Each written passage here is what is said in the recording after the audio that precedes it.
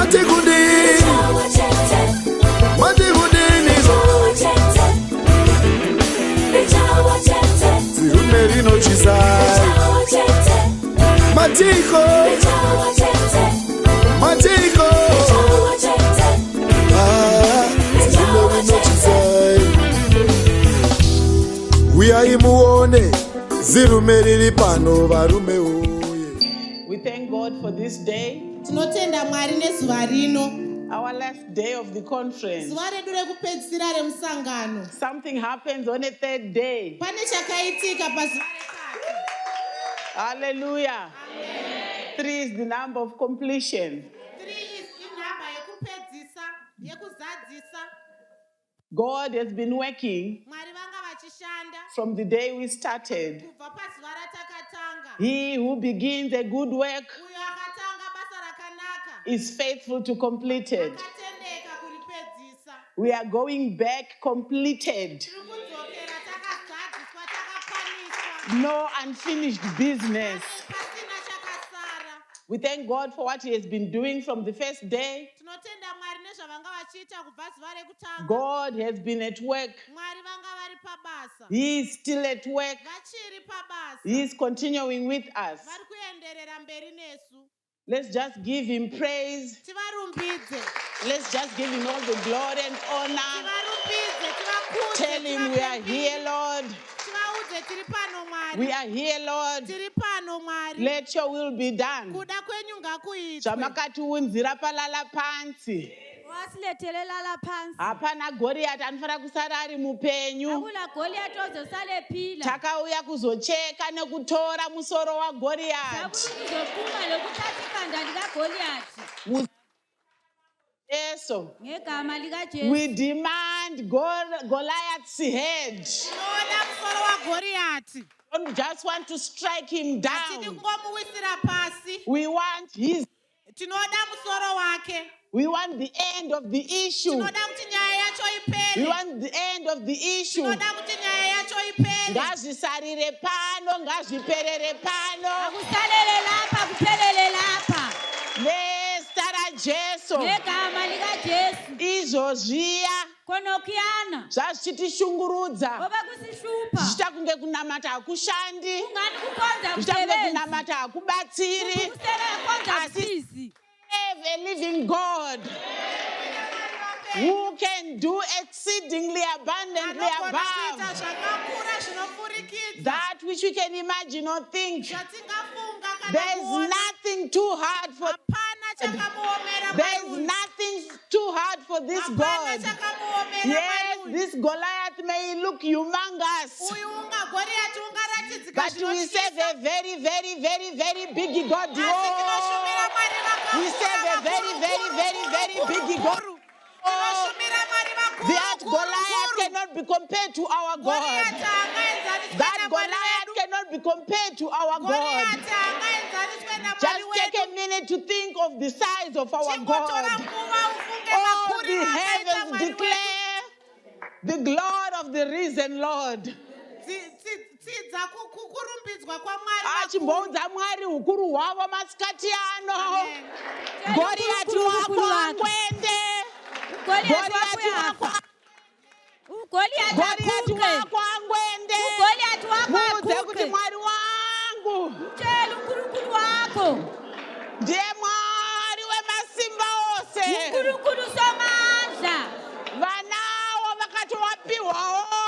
olayo Vakatokamurirwawo. vaphonguamukela Akasara nechenji yakawanda. wasala le ntshintshi eningi Anoita zvaanoda. uyayenza akufunayo Kana ofamba.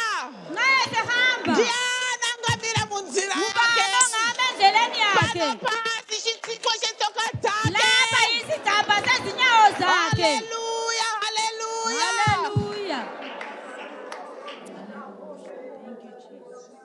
At times you need to remind yourself dzimwe nguva unofanirwa kuzviyeuchidza that you serve a very big God kuti who unoshumira Mwari is vakuru always on your side. anoramba ari Who is kurutivi rwako always on your side. anoramba ari kurutivi rwako Goliath do to you. zvii zvingaitwa naGoriati He is kwauri coming to you angauya kwauri with all all his armor. nezvokupfeka zvake zvose And ari kukusaiza ave kupima achiti iko kasikana ikaka, etokukazana iko loku kamai ikaka, mama lowu iye yuyu yena lowu ari kuti ari kuda murume. etufuna Tauya indoda kuzomupa murume anonzi Jesu. nikuzompa indoda kuthiwa ngujesu Mupa murume anonzi nikuzompa Jesu. indoda kuthiwa ngujesu Baba vaidzidzisa nezuro ubaba befundisa that we izona have put on Christ. kuti takapfeka Those who kristu have been baptized, avo vakabhabhatidzwa muna kristu they have put on Christ. vakapfeka kristu Mudze Goliath kana uchiri kutsvaga musikana, sorry shamwari. kuti goliati nga usadinga inkazana It is no longer I liveth, but Christ living in me. Christ living in me. Ndiye murume wandiri kukupa nhasi. indoda Ndiye murume engupa wandiri namuhla kukupa nhasi yeye. indoda engupa yona namuhla Iye akapedza zvese yena pamuchinjikwa waqeda konke akati it esiphambanweni is finished. wathi kuphelile Hayi nini ungangondidherera. ungangidelela Asi mina uye akapedza zvese kodwa lo pamuchinjikwa aqede uyu. konke esiphambanweni I may not be a match for you.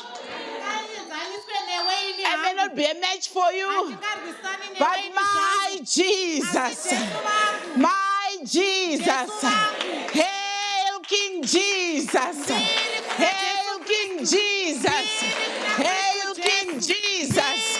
I'm not coming against you handisi kuuya kwauri in the name, in my name, muzita rangu but in the name that is above asi every other muzita name. ripamusoro pemazita Hoya kataka ya masa, hari terebela mbeyaka ya mashima, hari arataya baha, hiye keteketa ya maha.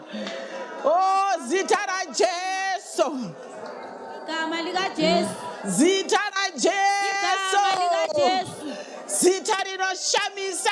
igama Hakuna elimangalisayo zita seiriri, hakuna gama tarichaga, elinjengaleli tarishaiwa, silidingile zalidinga rakafanana zaliswela neiri. elifanana laleli Kudenga hakuna zita seiri. ezulwini akula gama Pano pasi elihle hakuna zita lapha rakafanana na. emhlabeni akula gama elifanana lalo Pasi penyika phansi riko komhlaba akula zita rinoshamisa. igama elimangalisayo Ndoda kuti muvhiwa agone kushandisa zita ra Jesu. ukwanisa ukusebenzisa igama Arizive likajesu muukuru hwaro nemukuzara ubekwazi kwaro. ubukhulu balo lokusebenza In kwalo the name of Jesus. Hallelujah, hallelujah.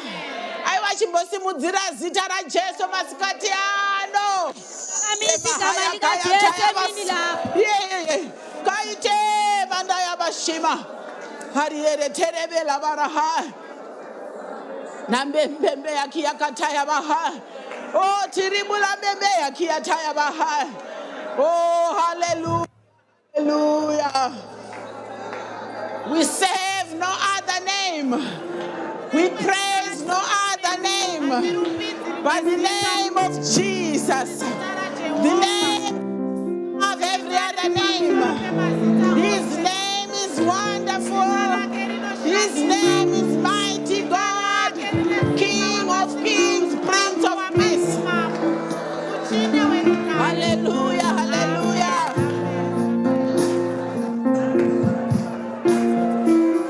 Zoshamisa ndiro zita renyu.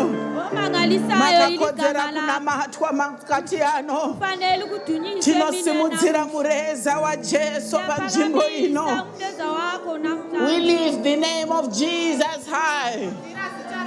Let every knee bow down. mabvi ose ngaapfugame Let every tongue confess ndimi dzose ngadzipupure that Jesus is Lord kuti jesu ndiye ishe and He reigns eternal uye anotonga to the nekusingaperi glory of the Father. kuti baba In the vakuru mighty name of Jesus, let's give a shout of praise to Jesus. Jesus.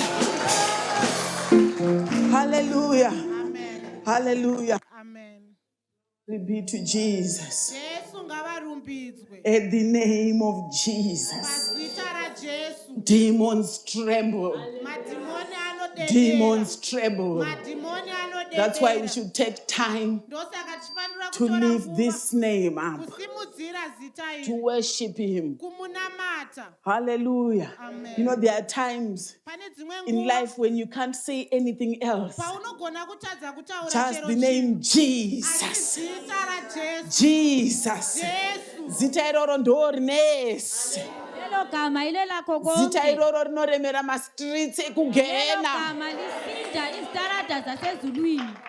Ukaritaura iroro, Ungalikhuluma lona lelo. madimoni anotora cover, Amadimoni ayabaleka. anongwenda, anohwanda. Ayaqhaqhazela ayacatsha. Amen. Izita rine simba, Igama elilamandla. zita ratinodedzwa unaro. Igama esibizwa ngalo. Hallelujah. Amen. We thank God for this afternoon. tinotenda mwari nemasikati ano. Allow me Nditenderei to finish off the message kupedzisa of this conference. pamaridzo emusangano uno. What I believe God has laid on my heart Zvandinotenda kuti mwari vakaisa to share pamwoyo with you on this Giant Slayers tour. kuti ndigoverane nemi parwendo runo rwekuwisira pasi I believe Goliath. God is looking for a woman Ndinotenda kuti mwari vari kutsvaga in mudzimai this day and age munguva ino who is not a coward, asiri dera, a woman who is not fearful, mudzimai asingatyi, a woman who will rise up to the challenge, mudzimai anosimukira a zvideno, woman who will take up the challenge mudzimai anosangana nezvideno because she knows who her God is, nekuti anoziva mwari vake, because she has got testimonies. nekuti ane uchapupu, She has seen this God at work. akaona mwari ava vari A pabasa. woman who will say, Mudzimai anoti don't be bothered about this. Let no man's heart fail. munhu ngakurege kuva nemunhu Let no unonetsekana. man's heart fail Ngakurege kuva nemunhu because of unonetsekana. this giant. Nekuda kwehofori. I will. I'll go fight this giant. ndichaenda kunomurwisa. Do we have those Tinavo here in pano our midst pakati who pedu are saying, vari kuti let no man's heart fail ngakurege kuva nemunhu anonetsekana because of the situation? nekuda kwemamiriro Let ezvinhu. no man's heart fail Ngakurege kuva nemunhu anonetsekana because the tent is small. nekuti tende raita diki. We are going to buy another one. Tichatenga rimwe. Hallelujah. Amen. The devil will be busy saying, Wakaipa anenge achiti Saka mchaita se. Liza kwenza njani? Saka mchaita se. Liza kwenza njani? Do you think you can raise enough for a second tent munofunga kuti muchaunganidzai mari given the yerimwe tende limited time nekuda kwenguva shoma yasara that is left until December? yasara kusvika muna December. We can do all things. Tinogona zvose. We can do all things Tinogona zvinhu zvose through Christ who strengthens us. kuburikidza naKristu anotisimbisa. The eyes of the Lord Meso aJehovha are going up and ari about, kukwira nokudzika looking for somebody achitsvaga to show himself strong, akaratidza to simba show himself kuti strong, azviratidze to akasimba show himself strong. kuti azviratidze akasimba. Hallelujah. Amen. You don't have to be strong yourself. Haufaniri kuti You just have uzvisimbire. to say, here I am. Unofanira kungoti ini Here ndiri I am, pano. Lord. Ndiri pano Ishe. Use me to your glory. Ndishandisirei kukudzwa Use me kwenyu. to your glory. Ndishandisei kuti Don't mukudzwe. mind the size of Goliath. Musanetsekana nekuti Goriati He has wakakura already sei. gone down. Akatowisirwa At the pasi. cross of Calvary, Jesus took him down, Pamuchinjikwa weKalvari Jesu vakamuwisira made a pasi. public show of him. Akazviratidza pachena. You have to walk in that victory. Iwe unofanirwa kufamba mukukunda. You have to walk in that victory. Unofanirwa kufamba mukukunda. You don't have to walk in shame. Haufani kufamba That mukunyadziswa. reproach has to be taken away from your life. Kunyadziswa kunofanirwa kubviswa muupenyu hwako. In the mighty name of Muzita Jesus. ramambo Jesu. In the mighty name of Muzita Jesus. rinesimba raJesu. Goliath cannot shame you Goliath because he haangakunyadzisi was already shamed nekuti iye at the akanyadziswa cross of Calvary. pamuchinjikwa Shame is not your portion. kunyadziswa hachisi chikamu Reproach chako. is not your portion. Kunyadziswa hakusi chikamu chako. In the mighty name of Jesus. Muzita ramambo In the Jesu. mighty name of Jesus, we can take Muzita our ramambo seats. Jesu. Tingagara I pasi. said I'm going to teach a little bit Ndakati ndichadzidzisa zvishoma at this conference pamusangano uno because we don't want to just go back nekuti hatidi kungodzokera chanting slogans tichitaura maslogani and motto and having these mottos nemamotos zvatiri kutaura that the giant must fall. tichiti hwitakwi ichawa Yet we don't know how. tisingazivi kuti sei he is going to fall. kuti achawa sei. So I thank God for all the zvigwagwagwas, Ndinotenda Mwari nezvigwagwagwa all the zvose. shotgun preachers. Ndinotenda Mwari nezvigwagwagwa zvose. Papachitoparidzwepo paya. Tichitopiwa ma-how-tos ipo paya. Kuti Goliath angarigirwe pasi sei. ukuthi ugoliathi uyawiselwa phansi njani. I'm sure you've noted from most of the teachings Ndinotenda kuti makaona kuti padzidziso dzose zhinji that it's not really about the Goliath. kuti hazvisi pamusoro paGoriati It's kunyanya. about the David. Zviri pana Dhavhidhi. Hallelujah. Amen. It's about the person who is supposed to deal with the Goliath. Zviri pamusoro pemunhu ari kufanira kudhila nehofori. That's where most of the work is. Ndiko kune basa rakawanda. Goliath will always be Goliath. Goriati acharamba ari The Goriati. enemy will always be the enemy. Wakaipa acharamba ari wakaipa. He only comes to steal, kill, and Anongouya destroy. kuzoba, kuuraya The nekuparadza. Bible says he's an old serpent. Bhaibheri rinoti nyoka yekare. We should not be ignorant of his devices. Hatifaniri kusaziva manomano He ake. doesn't have anything new up his sleeve. Hapana chitsva chaanouya nacho. Hallelujah. Amen. I was saying to myself, Ndakanga ndichizviudza kuti when we're preparing for this conference, pataigadzirira musangano uno, maybe some of you don't know, vamwe venyu zvichida hamuzivi. when the intercessory team says, Intercession team painoti let's pray for Mama, ngatinamatire mama. just pray for me to preach the word, a good word, Vondinamatira A powerful kuparidza word. shoko rine an simba. anointed word, Shoko rakazodzwa. followed by signs and miracles. Rinoteverwa nezvishamiso neminana. Don't worry, signs and miracles follow. Musanetsekana, zvishamiso zvinotevera. Some may happen here, Zvimwe zvichaitika pano, some are progressive. zvimwe zvinotora nguva. But what I know is Asi chandinoziva, God watches over his word to perform it. Mwari vanorindira shoko ravo kuti variite. But hondo yatinosangana naye katigadzirira musangano. impi esihlangana layo silungiselela umhlangano Kwakatanga nekufa microwave. kwaqala ukufa i-microwave. To me, I didn't think much about it Ini handina kufunga zvakawanda pamusoro because I pazvo. have two microwaves Nekuti ndine mamicrowave maviri in my kitchen. mukicheni mangu. We usually eat at the same time, Tinodya nguva imwe chete, so we don't want to wait for each other. saka hatidi kumirirana zvakanyanya. Umwe anoda kudzidzisa chikafu chake, umwe achidzidzisa chikafu chake. omunye ufuna ukudumeza ukudla kwakhe omunye ukudumeza So I ukudla said to kwakhe. myself, I won't worry. Ndakati At least I've handingazonetsekana got another. nekuti microwave tagara to tine imwe use. yechipiri The yekushandisa. people who don't deal with their Goliaths, that's their attitude. At least Vanhu vasingawisiri hofori yavo pasi they've ndo got zvavanoita. something to console them. Vane chimwe chinhu chinovanyaradza. They've got something to comfort them. Vane chimwe chinhu You know, another chekuvanyaradza. Goliath that you have to deal with is comfort. Umwe Goriati wanofanira kushanda naye You are too kudekara. comfortable Wakanyanya kuzorora where you are. pauri. You think it's okay Unofunga kuti the way zvakanaka. things are. Mafambiro ari kuita So I zvinhu. said to myself, Ndakazviti, at least one is still working. pane imwe ichiri kushanda. We'll do with that. Tichashanda neiyoyo. We'll do with that. Tichashanda neiyoyo. That is a mentality Ipfungwa. that cannot defeat Goliath. Iyoyo pfungwa haigoni At kuwisira least Goriati pasi. we'll do with this for the time being. Tinogona kumboshanda nezvizvi panguva ino. I didn't know that there was going to be a series Handina kuziva kuti paitova nezvakawanda. of issues working against me. Zvinhu zvakanga zvizoshandira mukupesana neni. Only my bathroom toilet got blocked. Bathroom toilet yangu ini yoga ndio yakabloka. And tank rinosupply mvura kuside kwangu ndobva rapera mvura. Itenke letha amanzi esayidini lakhe laphela amanzi. Ndobva bhoho rafa. Isibhorane safa.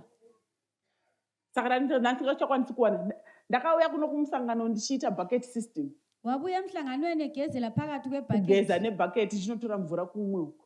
Egeza ngebhaketi ethatha amanzi kwenye indawo. Ndinoda ndiparidze powerful message. Musana uri kurwadza nebhucket. Ndifuna ukuthi lichumayele imeseji epowerful iqolo libuhlungu ngebhaketi. Bhoho riri kutripa. Rikangoiswa on chete riri kutripa. Lingalayithwa kuphela la Harisi lisiwa. kugona kupampa mvura. Alikwanisi kupampa amanzi. Tatenga titenge mvura. Sithi sithenga amanzi. Tatenga tine matanks 2. Tatenga mvura for tank 1. Vala matenga amabili bathenga amanzi. That's when I ethenkeni discovered lodwa. kuti yangu mvura yanga yapera. Yikho lapha abona khona ukuthi awakhe amanzi bese. That was Thursday evening. Late Thursday evening. Manheru emusi wechina. Because we thought it's only one tank that had run out of water. Takangofunga kuti itengi rimwe chete risisina I mvura. didn't know it was both tanks. Handina kuziva kuti ose ari maviri. Cars motikari.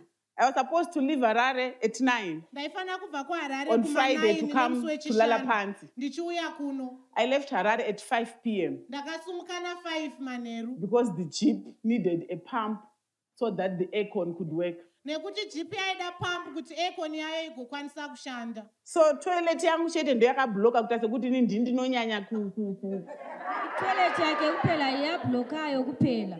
apa inaitotsanyawo kuti munamato ofamba. Yena wayezile ukuthi izinto Kuvana uko kwakuri right. Ebantwaneni kwakulungile. Tengi rangu rapera mvura. Itengi lakhe seliphela amanzi. Isitatenga reku one side tisataziva kuti uku kura kutoperawo. Vathenga iside eyodwa bengakwaselinye iside Usiku asephela. hwese tikuenda kumabedroom evana kunotora mvura Ubusuku bonke baye kuma-bedroom abantwana kuyathatha amanzi.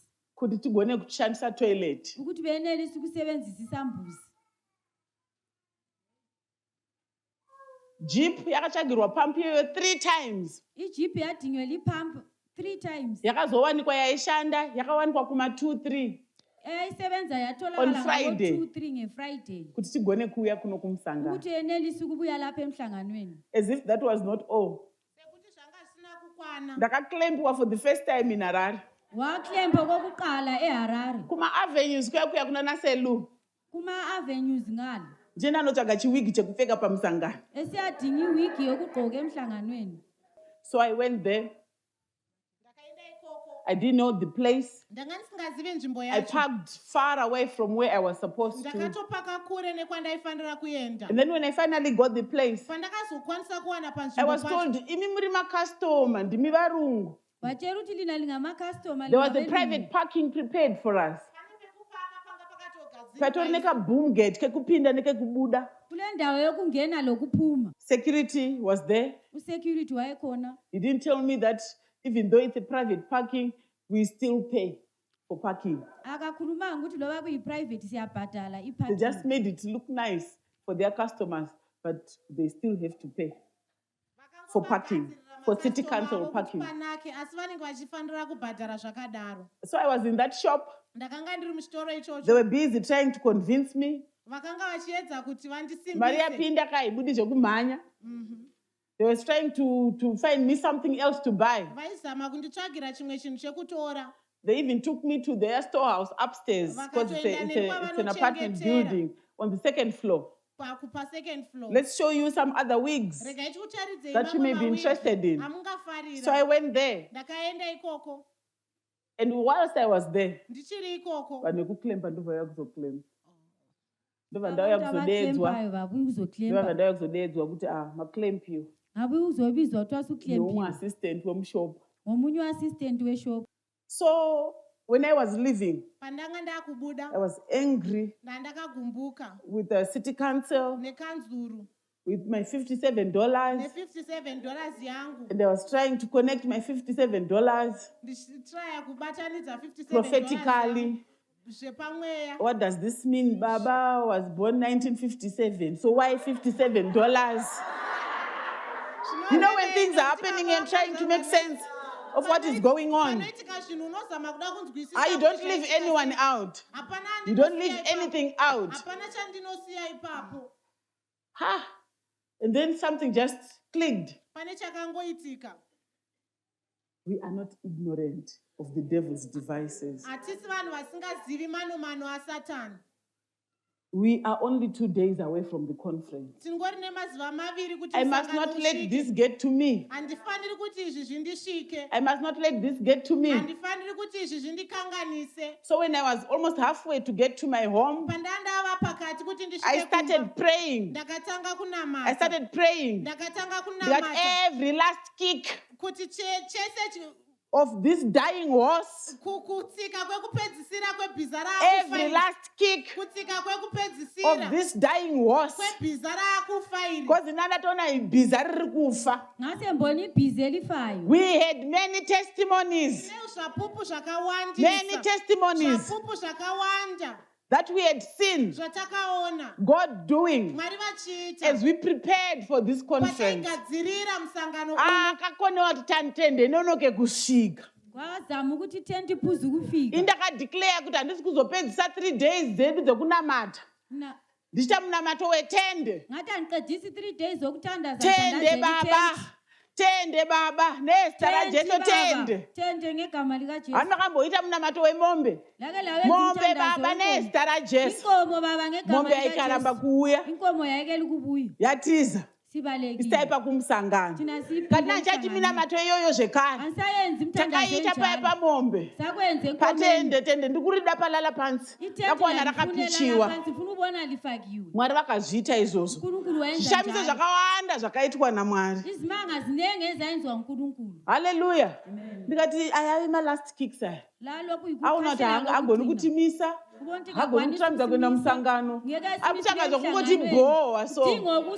Zvokungoti bhowa so. Okucunulayo nje. Tikatakazoudza taiwa mari yandabata vhiki rino iri, what is $57? Takataita ma$57 mangani in that 1 week.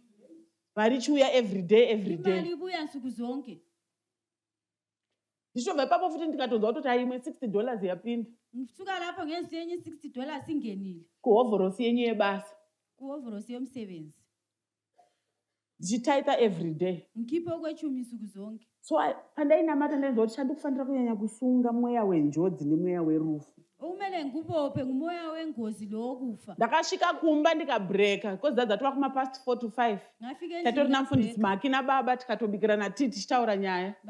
Vana vaimuza vakatouya vachitondioneka vachiti kwai varikuda kuenda kunhaingire kukamupfinza. Oh mama muza babuya vamuvharira. Ndikati ndiri kuda kubika, ndiri kuda kutsvaga madomasi angu mashoma. Mfuna kupheka matamatisi ami maluchwana. Sikanzi aiwa panotokutengerai madomasi regai tikupei. Madomasi atinaomba. Ndobva chidishi chemadomasi. Vamphatheli dishi lamatamatisi. Saka ndobva vaenda. Vahamba. Only to be called later to be told mama muza vatsikwa nemota. Sengifonelwa kuthiwa awu mama muza I didn't panic.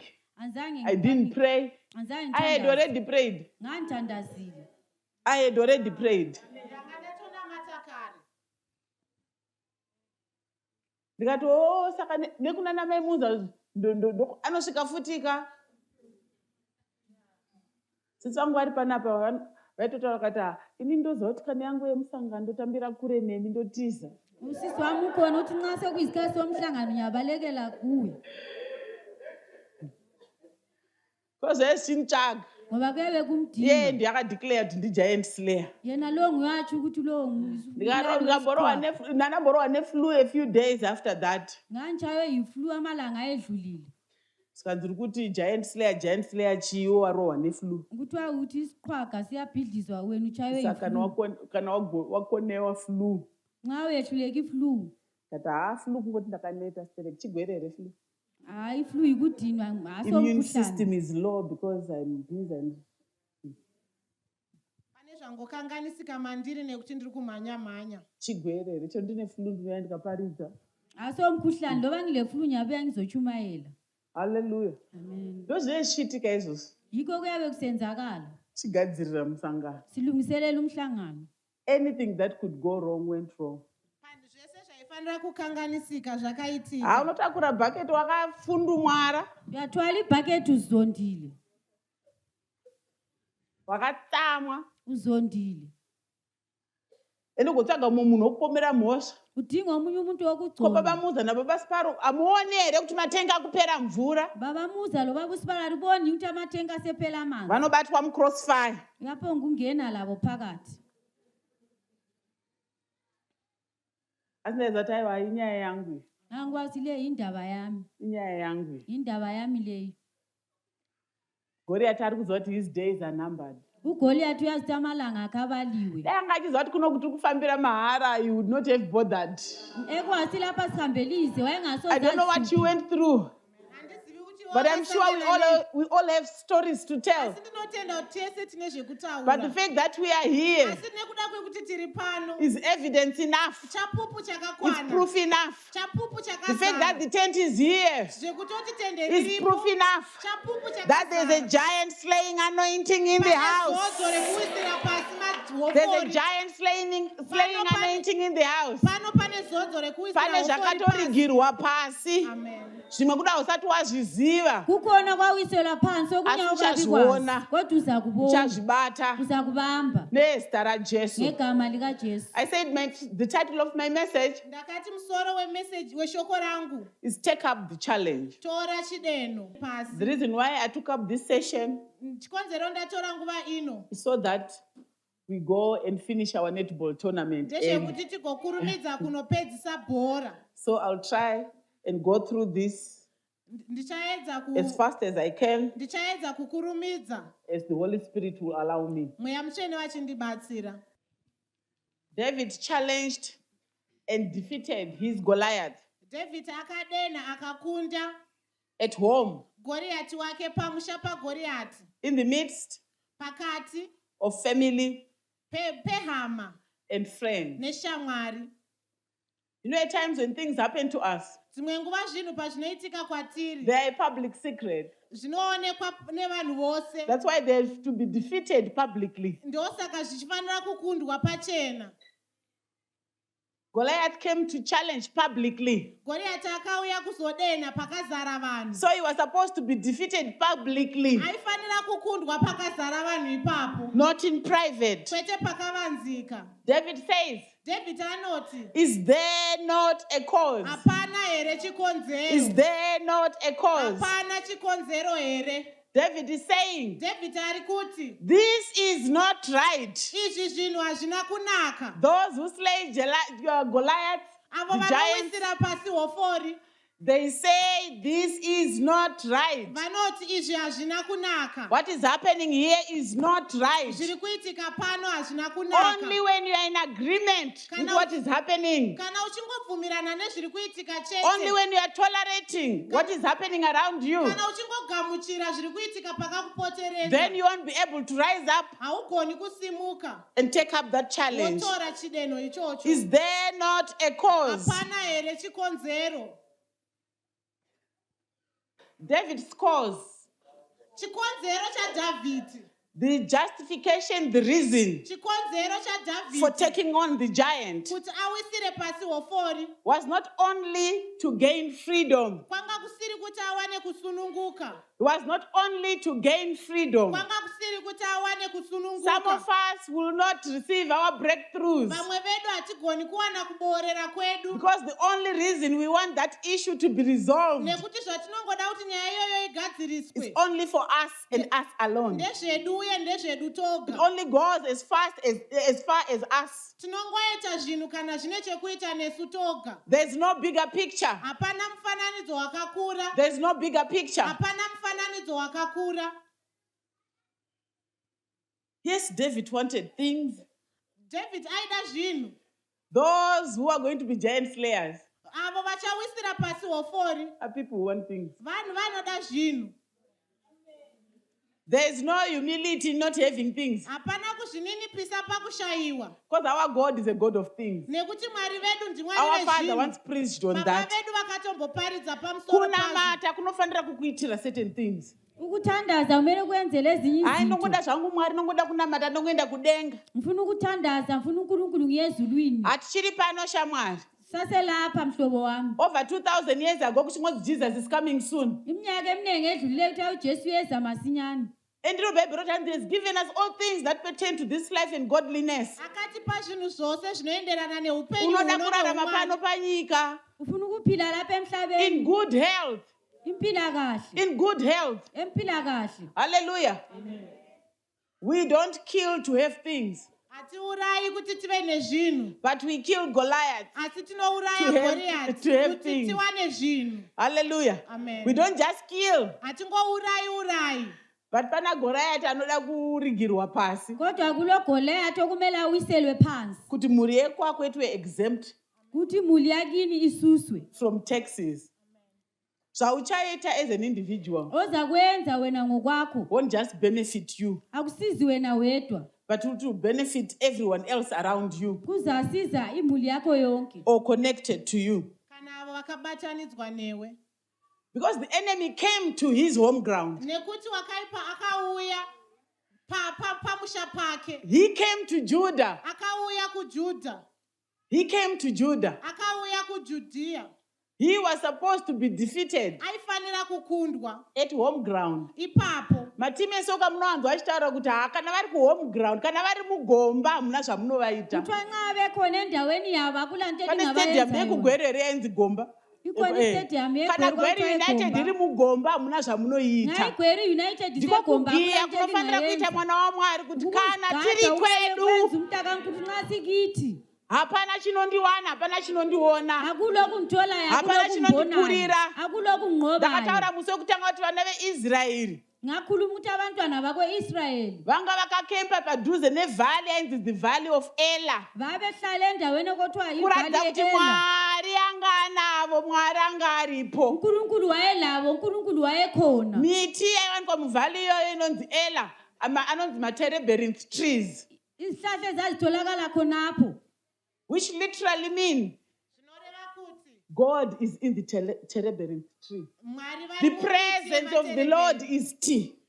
Mwari uvepo hwaMwari huzere. Saka pane confidence dzinodikanwa pamwana waMwari kukhona ukuba le kuti confidence kana tiri kugomba okufunakalayo. here, Nxa sisegomba kana yini, tiri kwedu nxa here. sikithi.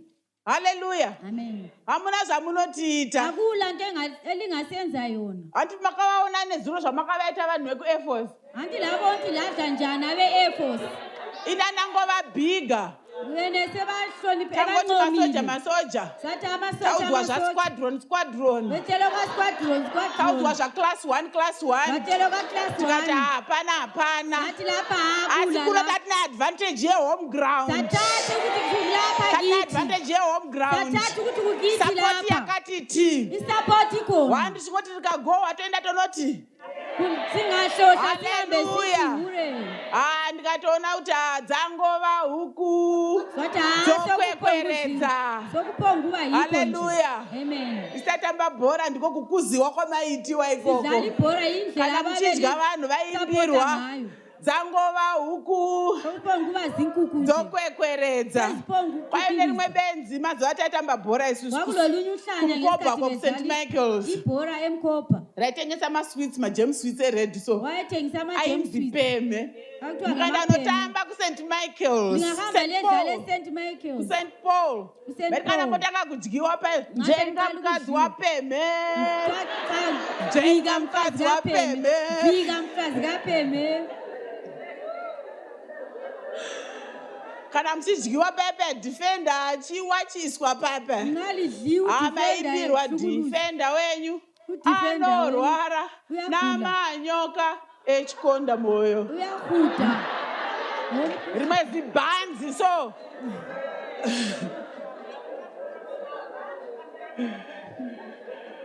Hallelujah. Tiri muno zvedu asi tiri kubhora. silapha Asi regai tipedzise. Regai tipedzise nyaya yedu. sikedzisa indaba yethu Aiwaramba kurohwa kuhome ground. yali ukuchaya endaweni yakho Chirwere ndicho chatouya, ndochatokuvinga. umkhuhlane yiwo Dambudziko kulandileyo ndoratokuvinga. uhlupho lukulandile Riri kutresipasa. kuphonga ungena Chirwere chiri kungavunyelwa kutresipasa. kungena umkhuhlane Mutemberi yaMweya Mutsvene. ethempelini kamoya engcwele Saka haugoni kurohwa muhome ground. awukwanisi ukuchaya Mwari endaweni yakho azere imomo. unkulunkulu hlezi Hazviti, lapho hazviti, akwenzi hazviti. akwenzi Haurohwi kuhome ground. awuchaya endaweni yakho So there is no doubt. Hapana kukadzi. Handizveshuwa mamusingandirovi kuhome ground. Mazuva tatamba bhora. endaweni yethu ngesikhathi Mazuva sidlala tatamba ibhora. bhora. ngesikhathi edlala ibhora Soccer first team. isoka i-first team Kwatakwabhote maketen raiser. kwakuyenza ama-curtain Ne-B raise team. Kozonzi soccer first team. kwosokuthiwa soka first team Asi soccer first team yaimira kutambwa. isoka first team vavesima ukudlala Kwatanga kwanowachiwa netball first team. beqale bebukela i-netball i-first team Reform 1 kufletcher ndakatsvagiwa kuti hapano makabva nepasenga primary school apo. Vatakadza vatandamba bhora. Sandowana kusvika ndichitambira first team yekuhigh school. wafike i-first team ye-high school Varume vauya kuzoona shekitauro. Ndainzi shekitauro kune vabe kuzoona ushekitauro kwakulibizo lakhe Hallelujah. Zvinamba kundidherera kana kuti gumba richasumukizve kumhanya. selindelela katesi unyawo usaphakami kalula Hallelujah. amen Tsoka yaimbomira kutambwa isoka vavesimu kuti vaya kudlala kuzoona shekitauro wekunetball. kuti vezovona ushekitauro Kuti varadzwa kuti wenetball bhora rinotambwa sei. kuti bhora ridlalwa njani. I used to play chero pandada kutamba. Waidlala lapha afuna khona Asi ukudlala. ndaishuta kunyanya. Wayeshuta Endaza kakhulu. ndikaribata ndichishuta. Engalibamba wayeshuta. Kechi-1. Engasikizi. Hallelujah. Amen. Manje anongoza vasikana. Andiyakwazi amankazana. Vakomana vekusoka vakatenderedza ground so. Abafana besoka bebhodisa Vakatenderedza ground. ground so. Bebhodisa ground.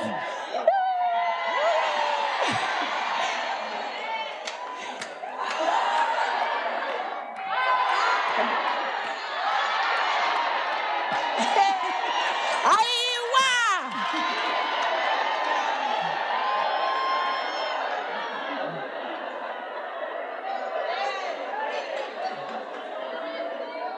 Ku-home ground. Sendaweni yami. Ku-home ground. Sendaweni yami. Tizawuthi une-support. Kwathi ulava support. Ndikadyiwa vakomana unoti chimangwana uku. Ungadliwa abafana baza kuthini kusasa.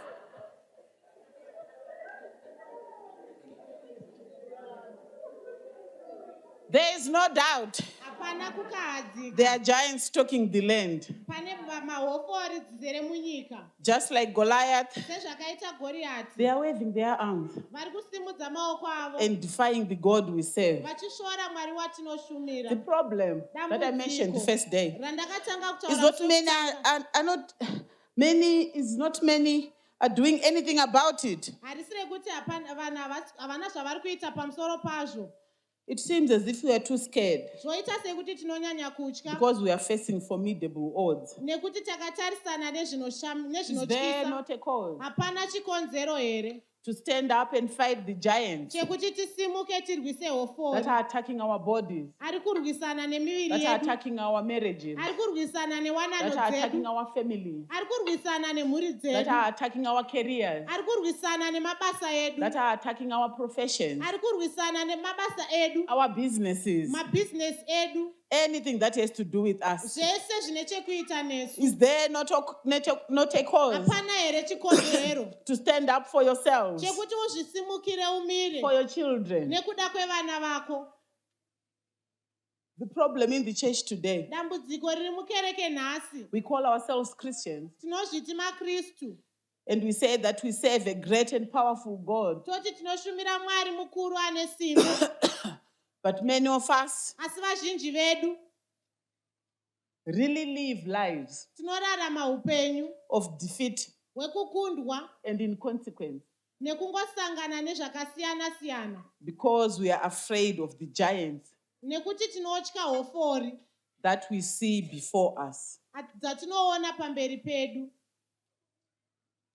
Taking up the challenge Kutora chideno means kunoreva to show that kuratidza kuti one is willing munhu ari kuda and ready uye akagadzirira to fight, kurwisa, argue, kupokana or compete kana kukwikwidzana with someone neumwe munhu or to do something kana kuita chimwe chinhu that is difficult chakaoma but necessary. asi chakafanira kuitwa. Taking up the challenge Kutora chideno means one is showing that zvinoreva kuti munhu ari kuratidza kuti they are willing vanoda and they are ready uye vakagadzirira to fight, kurwa, argue, kupokana or compete nekukwikwidzana with someone neumwe munhu to do something or to do something kana kuita chimwe chinhu that is difficult chakaoma and necessary, but necessary. asi chakafanira In kuitwa. other words, you are taking a risk. Nemamwe mashoko uri kutora chidanho, You are taking a risk. uri kutora chideno. So let me try and summarize. Let me give you the points Regai ndikupei mapoints as I finish off. ndichipedzisa. I gave you the scripture references, 1 Samuel 17, verse 1. Samuel wekutanga I think it's the whole 17:1, chapter. kana kungoti chapter yose. On the first day, number Musi 1, wekutanga, if you are ever going to be able to defeat a giant, kana uchizokwanisa kurwisa hofori, don't try to justify why he is there. usada kuzama kutsanangura kuti nei Don't iye try to look aripo. for reasons why. Usatsvaga zvikonzero nei Some aripo. of the reasons, Zvimwe zvikonzero zvacho they may not make you hazvigoni kukuita be angry enough to deal with them. kuti utsamwe ugozomuwisira pasi. These people just came Vanhu ava vangouya for no good reason, havana chikonzero without chakanaka, notice. havana zvavataura vasati vauya. Nobody had dened them. Hapana avadenha. Madhimoni ekumusha kwenyu anongorwadziwa nekuti wakunamata. amadhimoni osendo lwakini azwa ubuhlungu bokuthi Saka usukhona anopota achida kuzoona kuti wave papi, abuye ezokhangela ukuthi usungaphi shoko ravemo here, ilizwi selikhona yini wasimba zvakadini, uqino okunganani vombokuedza so, veke bekuzamazama vombokuzunza so. veke bekunyikinyikile Ndiro basa remuvengi iroro. yiumsebenzi wesitha Saka usada kutsvaga zvakawanda, ungadingi okunengi usada kunzwisisa zvakawanda. ungafuni ukuzwisisa I'm sure you okunengi remember ndichitaura on Saturday ngiyakhumbula ngikhuluma kuti ngesaturday pane pamwe kuti kulesinye isikhathi pandada kunyanya kunzwisisa kuti zvambonyatsofamba sei, zvambonyatsoitika ngafuna sei. ukuzwisisa kuhambe njani kwenze njani Shoko raMwari rikandiudza kuti aiwa, what you need is the peace of God Chaunoda rugare rwaMwari that surpasses all understanding. runopfuura kunzwisisa My sister, kwose. my mother, my daughter, you may waste time Mukoma wangu, mai vangu, mwanangu, ungapedza nguva analyzing the problem uchida kunzwisisa instead dambudziko of dealing with it. pachinzvimbo chekushanda And naro. that analysis may lead to paralysis Kurinzwisisa ikoko kunokuremadza. because you get to notice his head, Unogona his kuzonyatsoterekedza armor musoro for 40 wake days. wozonyatsokuona zvaanoshandisa kwemazuva makumi Do you mana. remember what those men said to David? Munorangarira here zvakataurwa nevarume Have you vakuna seen David? this man that has come up to defy the armies of Israel? Wamuona here murume auya kuzoshora hondo Wati yaIsraeri? wanyatsokumuona here, wati wanyatsomuongorora. umbonile yini wamhlolisisa I'm not saying be careless, Handisi kuti usava munhu asina but hanya. at times when you analyze things too much, Asi dzimwe nguva kana ukanyanya kutsoropodza chinhu, when you want to understand things too much. paunoda kunyanya kunzwisisa zvinhu. Ndakambonzwa even chero vamwe vamapsychologists achitaura kuti you must be sure Unofanira kuva nechokwadi that the details you want, kuti zvauri kuda you can handle them. unokwanisa kuzvigamuchira. Urati murume wako atenduka ainzotaura kuti vakazonyatsodanana sei nemusikana uya vaisanganira nakupi, ufundi ungakakhuluma ukuthi vathandana njani babehlangana ngaphi akatanga kubvisa bhurugwa ndiani, waqala ukhipha ibhurugwa mbani how long was the act. kwathatha isikhathi esinganani Some even go to the extent of asking, is she better than me? omunye uyabuza ukuthi ungcono yini kulami Akakuudza kuti she was. engakutshela ukuthi wayengcono kulawe What will you do? uzakwenza njani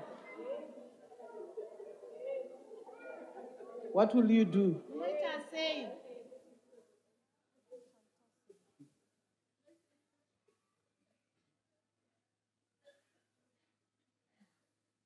Just tell yourself Chingozviudza that Goliath is here Goriati uri pano. and he has to be dealt with. Anofanira It kurigirwa doesn't matter pasi. his armor weighs how much. Hazvinei kuti It doesn't matter zvaakapfeka his zvinorema height. sei, akareba He sei. has to go down. Anofanira kuwira This pasi. Goliath that is threatening my marriage, Uyu Goriati ari kunetsa wanano yangu. he just has to go. Anofanira He kungoinda. just has to go. Anofanira I kungowira don't have to pasi. look for whatever, for any other information or for any details. Handidi kutsvaga ruzivo rwakawanda. Just knowing that he is there Kungoziva kuti aripo. and it's causing me discomfort. Ari kunditadzisa Handisi kugamuchika kugona zvakanaka. kufara, angikwanisi handisi kugona kuita ukujabula basa rangu angikwanisi kwenza because umsebenzi he's wami breathing down my neck. Nekuti ari kufemera mugotsi mangu. So he has to go. Anofanira kuwisirwa pasi. Vanhukadzi tine dambudziko. mama silohlupho Tine dambudziko silohlupho rekuda kutsvaga zvinhu ufuna ukudingisisa zvakawanda izinto wanda. ezinenginengi Togona kuzobatana navamwene, kubambana labo togona mama zala kuzobatana nevanin'ina. okubambana Pane labana nguva yekuti chero vamwe vanin'ina nevakoma havasi kutotaudzana, abanye odadewenu vachikanganwa kuti alikhulumisani kuna Satani. ekosha ukuthi kulo sathane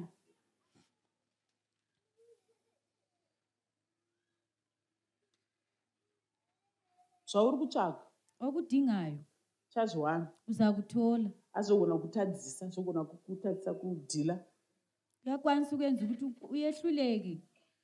David did not bother David haana kuzvinetsa about this Goliath. nekuda kwemumiriro waGoriati. Of course, he has been described, Akanga atsanangurwa hongu, but to David, that was not an issue. asi kuna Dhavhidhi yanga isiri nyaya. Vangani vedu vanogona kuti kana tanzwa kuti baba vakaita musikanzwa, Vangaki vetu avakwanisi kuti ubaba wenzi kungezwa. vokubvunza kuti unoda kuziva here munhu wacho. Akubuza kuti ufuna ukuba kwazini umuntu Kuti wakhona. chakakosha ndechekuti ndangozwa kuti makambokundikana.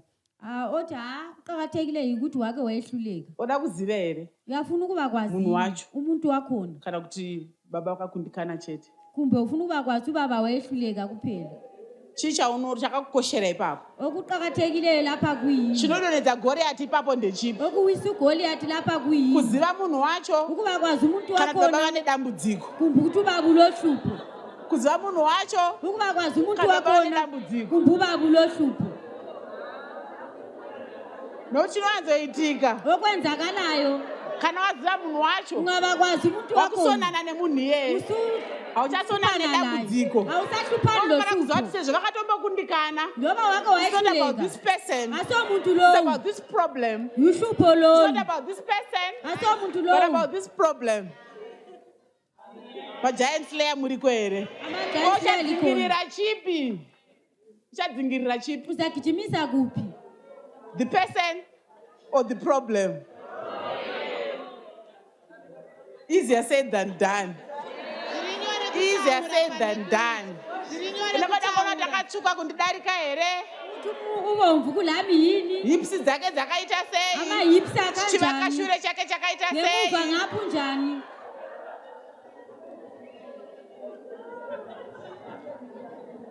Ndo zvinoita kuti vanhukadzi, because we are petty, Nekuti tinotarisa zvinhu zvisina basa. topedzisira torova mhepo, Sigcina sesichaya umoya. dambudziko roramba riripo. Uhlupho luqhubeke lukhona. Nhasi uri kudzingirira naketi, Namuhla ugijimisana vamwana uri lokhethi. kudzingira nachido, Sasa ugijimisana lochido. kutoenda unomurova wena. Uhambe uyemchaya. Ndikamuona, Ngambona. Mwari vandibatsire. Nkulunkulu angisize. Siyana naketi, Chiyana lokhethi. dhila nedambudziko. Dila lohlupho. Who is your Goliath? Goriati wako ndiani? Who is your Goliath? Goriati wako ndiani? Can you identify him? Unokwanisa here kumucherekedza? I know it's easier to use examples for marriages. Ndinoona zviri nyore kushandisa muenzaniso I know muwanano. we've got some babes here, Ndinoziva kuti tine vasikana vari pano. and we've got some school-going children Tine here. vamwe vana vari kuenda kuchikoro pano. Unonzwa umwe mwana wechikoro achitaura, Uyezomnye umntwana wesikole ekhuluma. ticha vakandivenga, Umbalisi uyangizonda. ticha vakandivenga. Umbalisi uyangizonda. Asi dambudziko reMaths unalo, Kodwa uhlupho lwesamu lalo. dambudziko reScience unalo. Uhlupho Asi lwesayensi uri lalo. kuona kuvengwa naticha. Ubona ukuzondwa ngumbalisi. Uda tochinjwa class nekuda kwani? Kwaticha. Ufuna ukutshintsha iklasi ngenxa yakambalisi. Ukachinjwa class nekuda kwaticha, Maths dzichachinja here? Ungatshintsha iklasi ngenxa yakaticha, isamu zizatshintsha yini? Maths dzinochinja. Isamu zizatshintsha yini? Ukangochinjwa kuenda kunext class unongowana dziriko, Ungaya kwenye iklasi zathola zikhona. dzakangokumirira. Zikumelele. Chikufanira kuchinja iattitude yako. Wena nguwe kumele utshintshe umqondo wakho. Goriati wako ndowekuti ugone Maths, uGoliathi wakho ngowokuthi uyenelisa imaths. and you use anything chinokubatsira kuti ugone kugona Maths. Uyasebenzisa okwenza ukuthi ukwanise imaths. Siyana nefesi dzevanhu, Chiyana lobuso babantu. hadzizo dzinokuita kuti ugone Maths. Ayisikho okwenza ukuthi ukwanise imaths. Chero ukavavenga ticha ivavo, Lobu ngazi umzondo uticha chero inalo. ukavamaka ticha ivavo, Lobu ngazi ummake. hazisi kuzokubatsira Akusoze kugona Maths. kukusize If ukwenelisa anything imaths. zvotoitisa kuti dambudziko rako rite wese. Kuyayenza ukuthi uhlupho lwakho lube nzima. Goriati andoramba achingoya achingokuti, uGoliathi uyabuya lokho esithi dziri kukuvhara ka, ziyakuvala phela. dziri kukuvhara ka. Ziyakuvala phela. Uchatonyora ka 5-6 Uzabhala ka 5-6 achingokushayinira. Chero ekumbuluzeni. mukanamata sikana kuti Hatisina njere. Ngoba ungaze uthandaze ukuthi angihlakanipha. Nganamata akumbire kuna Jehovha. Makathandaza acele kuNkulunkulu. Vanopa pachena. Opha mahara. Asi ochinovenga ticha. Wena usiyazonda utitsha.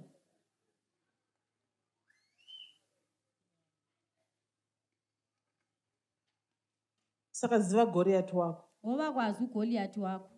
Ziva maitiro ake. Ngoba kwazi ukwenza kwakhe. Nemashandiro ake. Ngendlela asebenza ngayo. Denial will not help you to deal with your Goliath. Kuramba kugamuchira miriro yezvinhu hakukubatsiri kuwisira pasi Goriath wako.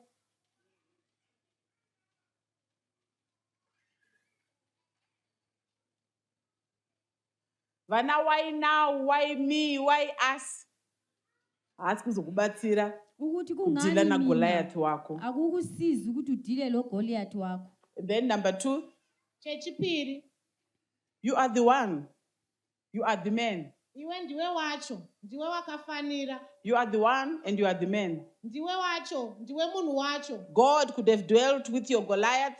Mwari vangadai vakawisira pasi Goriath wako. All these 40 days that Goliath was challenging the children of Israel. Mazuva 40 Goriath paaide navana vaIsraeri. But God did not do anything. Mwari havana chavakaita. What was he waiting for? Vanga vakamirirei. Some of us are asking why God is not dealing with our Goliaths. Vamwe vedu tiri kubvunza kuti Mwari varipi When vachitadza kuwisira Goriath pasi. he has the power to Ivo do so. vaine simba racho. God also was looking for a man Mwariwo vaitsvaka murume of the type of David. akanga akafanana naDhavhidhi. Type inonzwa hasha.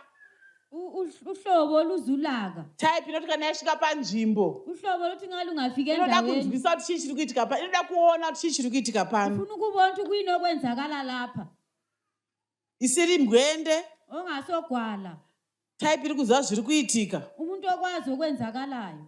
Vanoona kuti izvi hazviiti. Ababona ukuthi lokho akuyenzi. Vanosimuka voita vaona. Vaona.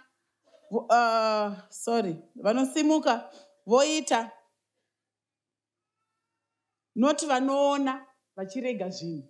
Abasukuma beyenza. Zvichienderera mberi. Achababona beyekela izinto ziqhubekela phambili. Pane vanoona zvinhu zvichiitika. Bakhona babona izinto zisenzakala. They are not bothered. Abahlupheki. They are not affected. Abakhathazeki. Chimwe chinhu chaunofanira kunamatira ndechekuti Mwari kana ndichiona zvinhu. Kuzikhulekela ukuthi Kana zvifanira kundipisa hasha ngazvindipe hasha. Na umele kunike ulaka kakunike ulaka. Handidi mweya wakatonhora. Angifuni umoya oqandayo. Handidi kuti ndikaona chinhu chisingaiti. Angifuni ukubona into engayenziyo. I don't see anything wrong with it. Ngingaboni uhlupho kikho. What wrong with that? What's wrong with this? Omunye abusi kuphambaniseke ngaphi. I don't want to be okay with something that is not okay. Handidi kugadzikana nezvinhu zvisina kumira zvakanaka. Why are you okay with it? Nemhaka yeiwo wakadekara nazvo. Baba yesterday was teaching us here. Baba nezuro vaitidzidzisa pano. Ndo zvinoita varume. Iko kwenza Ndo zvinoita vakadzi. Iko kwenza mama. Ndo zvinoita vana. Iko kwenza abantwana. Why are you okay with it? Nemhaka yei wakangozvigamuchira. Why don't you see anything wrong with Nei it? usingaoni chakakanganisika. If you don't see anything wrong with it, then you won't act upon it. Kana pasina chakakuipira hapana You won't do chaunogona anything kuita. about it. Hapana zvaunogona kuita. Eliab was there. Eliabu akanga aripo. He didn't see anything wrong with finishing the food. Haana kuona chakaipa nekupedza They were getting supplies on a daily basis. vaitumirwa zvekudya zuva nezuva. Not just ordinary food, cheese. Kwete chekudya zvakajairika asi cheese. Iwo there's something wrong nemadyiro ari kuita cheese. Wena wonke kukhona okungamanga kuhle ngendlela odla ngayo icheese. Asi Goliath achiuya every day. Kodwa uGoliath esiza nsuku zonke. What at least tikuvigirwa cheese. Uthi akungcono siyalethela Ava icheese. noya necheese. Abasilethela icheese. Utadza kubuda mucomfort zone yako kuti udile nezvozvo. Chauri kuda icheese here kana kuda freedom from Goliath. Okufunayo icheese ini kumbe Kuti inkululeko ugone kuita kuGoliath. zvauri kufanira kuita. Ukuthi uyenelise ukwenza umele ukwenze. Mwari vanga vakamirirawo munhu. uNkulunkulu wayemelela umuntu. Hallelujah. Ndakati vana Goliath tinovawana paya pateta kuda kupinda. muKenani. ogoliathi sibathola laphana sesifuna ukungena eKenani. Tave muKenani tinovawana futi. SesiseKenani siyabathola njalo. Takufunga kuti we are established. Tovawana futi. Sesibona ngani hayi sokuright siyabathola njalo. Tichazviona mushoko raMwari. Siza kubonela izwi likaNkulunkulu.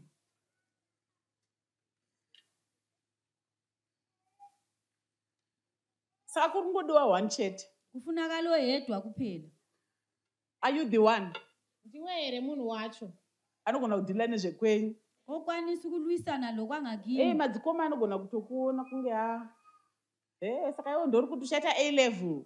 Abafowenu bethi wena nguwothi ufuna ukwenza i-A level. Iwe ndori kuti uchaita degree. Wena nguwothi ufuna ukuba le degree. Iwe ndori kuti uchavaka imba. Wena nguwothi uza kwakha indlu. Eta ndini munhu wacho.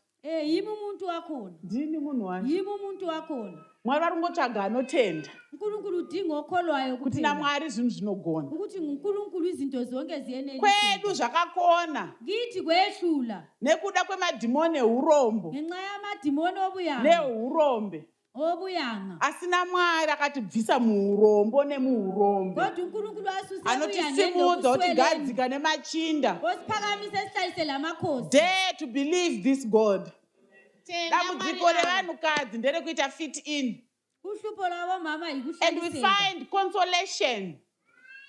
Nekuti takawanda. Ngoba sibanengi. Ini nanasisi vangu. Mina labo dadewethu. Ini nanatete vangu. Mina labo anti bami. Ini neshamwari dzangu. Mina labangani bami. Ini muraini mangu. Mina elayinini yami. At least esazatave nemajurawo. Kithi asikabi lamajurawo. Saka zvakanaka zvakadaro. Kuhle kunjalo. Dambudziko rekuda kuita fit in. Uhlupho lofuna ukufanana labanye. The moment you try to stand out, to come out of the crowd, ndopaunoudza kuti tokuziva ivana David.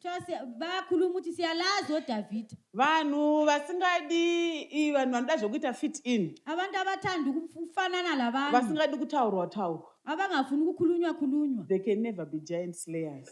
Abasoze babe ngababulali. People will just come pasangano and fit in and follow suit with what is happening there. You cannot slay the giants at that assembly. If you don't want to be talked bad about, you cannot be a giant slayer. These three scripture references in Samuel and in Numbers, where we read about Caleb and Phineas, they teach us about the characteristics or the qualities. Baba taught on that, Mama Max taught on that. Dambudziko remunhukadzi nderekuda kuita fit in.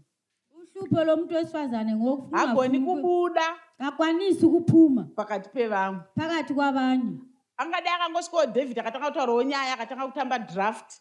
Kwaumele uDavid afike aqala ukukhuluma indaba aqala ukudlala idraft lamanye amasotsha. Akatanga kutowirirana nezvavaitaura. Vanana lalokho ababe kukhuluma. Kuti zviri pano zvakaoma. Okulapha kunzima. Shuwa vana mukoma nanomboza kuti ndohondo yamakatarisana nayo kudai. Bafowethu bengakwazi impela ikhangelane nayo. Motosimbisana. Liqinisane. Vana vekuchikoro. Abantwana besikolo. Last week chaita totaura naJude. Last week babekhuluma lo Jude. Apinda muWhatsApp group remabullies ekuchikoro. Wangena kuWhatsApp group yamabullies esikolo. And I wanted to fit in. Ngangafuna ukusalela. Because ayibhuliwa nenyaya yemagrasi. Wayebhuliwa ngenxa yamaglasi. 4 eyes. Amehlo angu4. In retaliation, she joins the group of bullies. Mukudzorera akabva apinda muboka revanhu vakadaro. Bullying other kids. Ekutaura zvakaipa pamusoro pevamwe vana. She wasn't saying much in that group. Hapana zvakawanda zvaaitaura. But angari leader WhatsApp group iyoyo. Yena nguye umkhokheli. Mwana wemfundisi. Umntakamfundisi. Mwana womfundisi wokunemwe chechi. Totozivana. Umntwana. Tikatoonana kuchikoro totomhoresana sevafundisi. Singabonana esikolo siyabingelelana njengabafundisi. Nacha waitaura mugroup iyoyo. Urikuitei WhatsApp group iro. Ungakhulumi lutho khonapho udingani kuWhatsApp group yona leyo. Udingani kuWhatsApp group yona leyo. It means you believe the same things.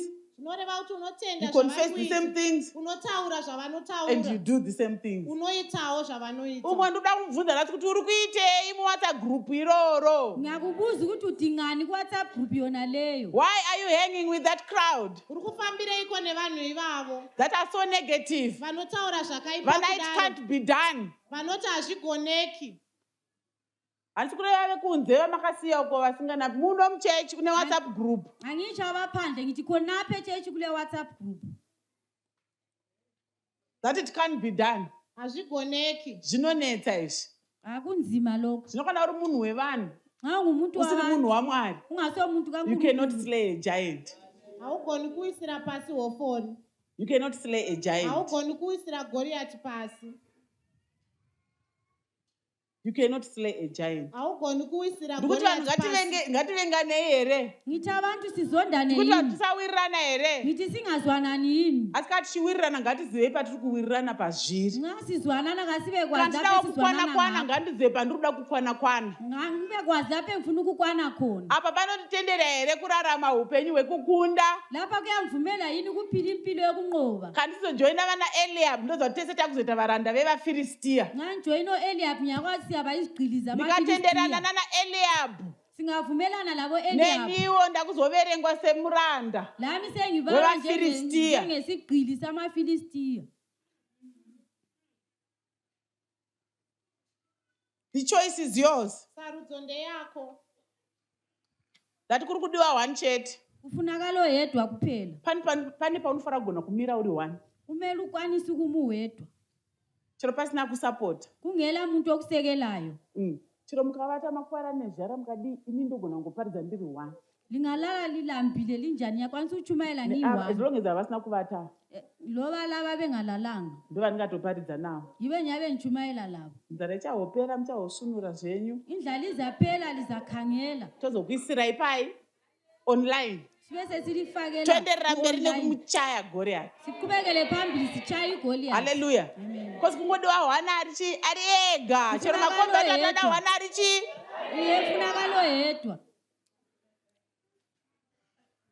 After all ndakabva kumba kwedu ndiri ndega.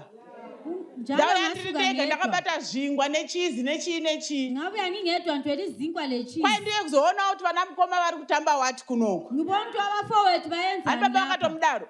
babenjalo. Unoona kuti how are they faring? Uyabona ukuthi bayenza njani. Wotosvika wotonzi fana Ufike uthi mfana. wasiya zviwayi zviya nani. Kuchiya kuzimvana lokuyana lobani. Zviwayi zvishoma. Okuzimvu okulutshwana. Vari kukanganwa kuti zviwayi zvishoma izvo zvinotomboripo. Bayakhohlwa ukuthi imvula ezo Nokuti ini ndini zikhona. ndinozvichengeta. Ngoba yime Zviwayi izvozvo ndakatozviurayira imwe shumba. izimvu lezo Rimwe bezibulalela bere imvu. ndakatouraya. Ngabe ngabulala Kuti impisi. tizi nhasi mhuri yekwajese ine zviwayi. Ukuthiwa imuli yakoJese inezimvu. Imo ndozvomosora. Lapha seliqalisa ukusola. Ndozvomosora here zviwayi izvozvo. Yiseliqalisa ukusola izimvu lezo. Inini izvozvo zvinotonipa simba. Lokho ikokunika Ndozvinotipa amandla. kutenda. Ikokunika ukukholwa. Ndakaona Mwari pazviwayi Ngabona izvozvo. uNkulunkulu ezimvini lezo. Ndakaona Mwari pazviwayi Ngabona izvozvo. uNkulunkulu kuzimvu lezo. Imi handamendi kuwaimi. Lina lihambi Handamendi kumafuro. alihambi Handi muri mabig brother. lingabafowethu. Ini mfana ndini ndinotumwa Mina umfana ngiyathunywa kuenda kumafuro. ukuya Ini elusa. last born ndini ndinoitiswa dirty work iyoyi. Mina omncane yime ngisetshenziswa Saka umsebenzi sei ini wonke. ndini ndinofanira kurwa neshumba nemapere ini vakuru muripo. Ngilwisana lezilwane lempisi Ini ndindakadhila kuti nhasi Jesu anzi achine zviwayi. kuthiwa uJese namhla lokhe lezimvu. Imi vana Eliab muripo. Lina uEliyabu likhona. Kanonge vaingowa umwe hukuru husina nebasa rose. Babephe ngikuzwa nje obunye ubukhulu obungasiziyo. Asi vasinawo kana record Bengela nje okubakhulumela. yezvavakaitira Mwari. Kana baba Obakwenzela wavo. uNkulunkulu kumbuba babo. Saka kwaidiwa munhu one Kwakufunakala umuntu oyedwa. who knew who they are in Christ, Aiziva zvaari muna Kristu. who knows himself well, Anozviziva zvakazara. who knows the promises of God. Anoziva zvivimbiswa zvaMwari. David had to verify Dhavhidhi akacherekedza 3 times. katatu. 3 times. Katatu. kuti garaji yamati achauraya hofori achawane. Wathi alitoza bulala isiqhwaga lesi uzathola. Verify. Make sure you get it right. Cherekedza kuti Kuti wanzwisisa. zvinovimbiswa naMwari ndezvipi? Okuthenjiswa uNkulunkulu ikuphi? Usangomhanya nenyaya usati wanyatsobata. Ungagijimile ndaba ongakayibambisisi. Akaverify 1 Samuel chapter 17 verse 26-27. 1 Samuel 17:26 kusvika 27. Chandakanyanya ndechekuti akaignore uyo aitaura zvisina basa. Wachiyana nalo wayekhuluma ongelamsebenzi. Ndobva aenda kune vanhu vairamba vachidzokorora zvivimbiso. Waya kulaba abantu ababekhuluma izithembiso. Ramba uchienda kune vanokuudza vachinokurangaridza kuti shoko raMwari rinoti kudii. Qhubeka usiye ebantwini abakukhumbuzayo. Nemavanga ashe Jesu wakaporeswa. Ngemidwa kaJesu. Nemavanga ashe Jesu wakaporeswa. Ngemidwa kaJesu wasiliswa. Healing is the children's bread. Poreswa chingwa chavana. Usaende kune vanokuudza kuti zvino manje kana iri cancer ka. Ungahambi kulaba bathi nxa Kana yobuda ugwa kapaya. Nxa isiphuma ubomvu. Kana yozodai kapaya. Nxa isisenza kanje. Akaignore Eliab. Akazange abalaleli. Unogona kuva ignore here vana Eliab. Uyakwanisa yini ukungabalaleli we-Eliab? Kana unotova entertainer. Kumbe uyabathatha ubafake. Vachikuudza kuti une mawara. Bewutshela ukuthi la Unoda mawara. kuonekwa. Ufuna ukubonakala. Unoda kuziva. Ufuna ukubakwazi. Ende zvauchaita zvichabatsirawo naye. Oza kwenza kuzasiza laye. David understood the covenant. David ainzwisisa mhiko. Paari kutaura kuti who is this uncircumcised Philistine? He is talking about covenant. Ari kutaura pamusoro pesungano. Hatingoimbi kuti sungano yangu naBaba tinoinzwisisa here. Asi panguhlabela nje kuphela. Nyaya yecircumcision toiona kuna Genesis chapter 17 Mwari vachiita sungano naAbraham. Isiri vana vaAbraham vekutenda. Singabantwana bakaAbraham bokholo. Circumcision was the seal.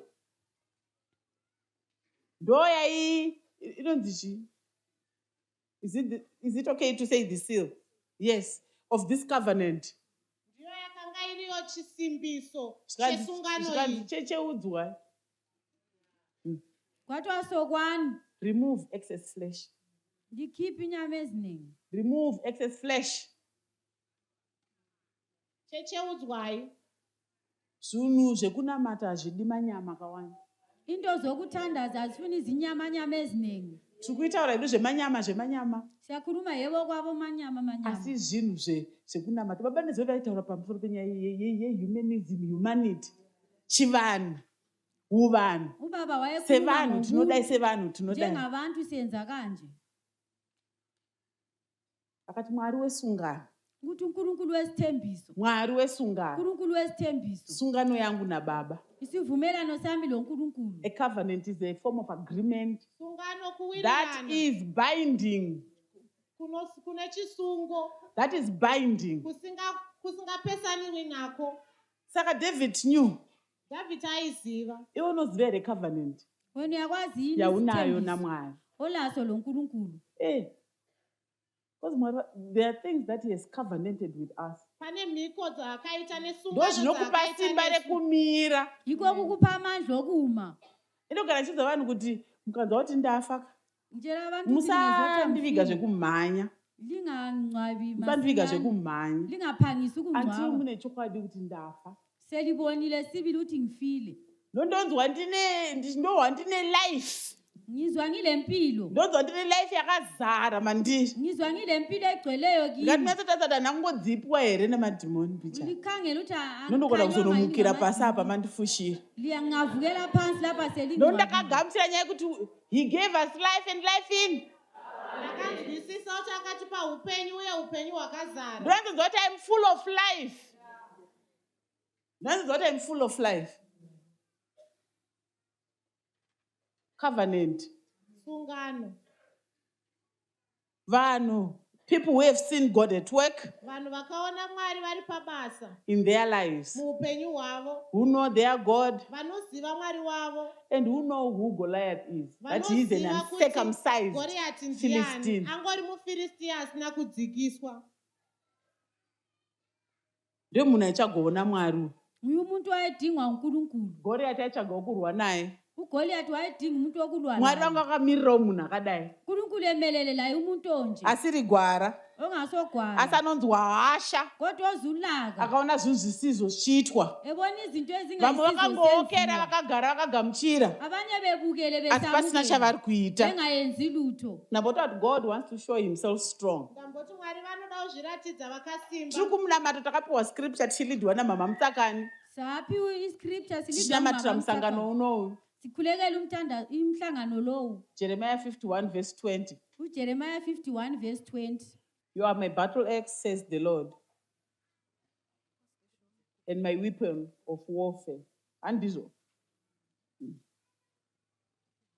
Mukazoenda pasi muchiverenga scripture chapter iyoyo inenge zvatanzi with you, newe with you, nemi with you. nemi I am going to destroy nations. ndichaparadza I'm going to bring down kingdoms. ndichawisira pasi madzimambo. With you, I'm going to destroy. newe ndichaparadza. God wants to do it with you and through you. mwari vanoda kuzviita newe Kana kuri kuzozikanwa kuti Mwari vanoporesa, Mwari vanoda kuzviita with you and through you. Ngakuzakuzakala ukuthi uNkulunkulu I want somebody to shout and say with me. With me. neni With me. neni These kingdoms are going to be destroyed. umambo And the uchaparadzwa power of the enemy will be destroyed. nesimba rewakaipa richaparadzwa. God works through us and in us. mwari vanoshanda nesu uye kuburikidza nesu. A giant slayer anofanira kunzwisisa munhu anowisira pasi kuti Mwari woko vanoda chekushanda kuburikidza nacho. ukuthi uNkulunkulu Mwari vanoda ufuna chekushanda ukusebenza- machiri. ufuna kwakusebenzela kikho. Hallelujah. Amen. Hallelujah. Amen. Madhimoni vanotsvaga chekushanda kuburikidza chii? Amadimoni adinga layo indawo Mwari yokusebenzisa. wavanotsvaga wokudini? uNkulunkulu udinga layo yokusebenzisa. Hallelujah. Amen. Next point, ndakamboti the giant must fall first in your mind. Ende baba nezuro vakaibata zvakanyanya. Anditi kwakanzi chii zita rechisainzi riya? Huh? Amygdala. Amygdala. Umu Engqondweni. ndo mune hondo zhinji Yikho imomo. lapho kule mpi eningi. Baba vataura nezvekuti vanhu zvinhu zvatinoona, zvatinonzwa, how we Into process things, esizibonayo, how we indlela react to things.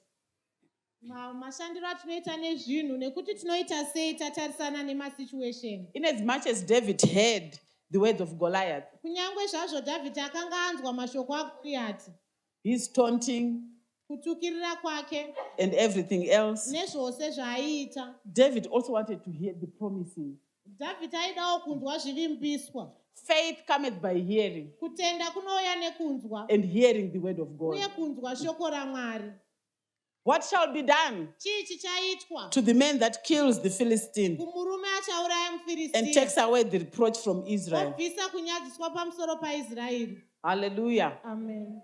You know, in Ephesians 6, muna vaefeso 6 the armor, part of our armor that we must put on imwe yenhumbi dzedu dzatinofanira kupfeka is the helmet of salvation,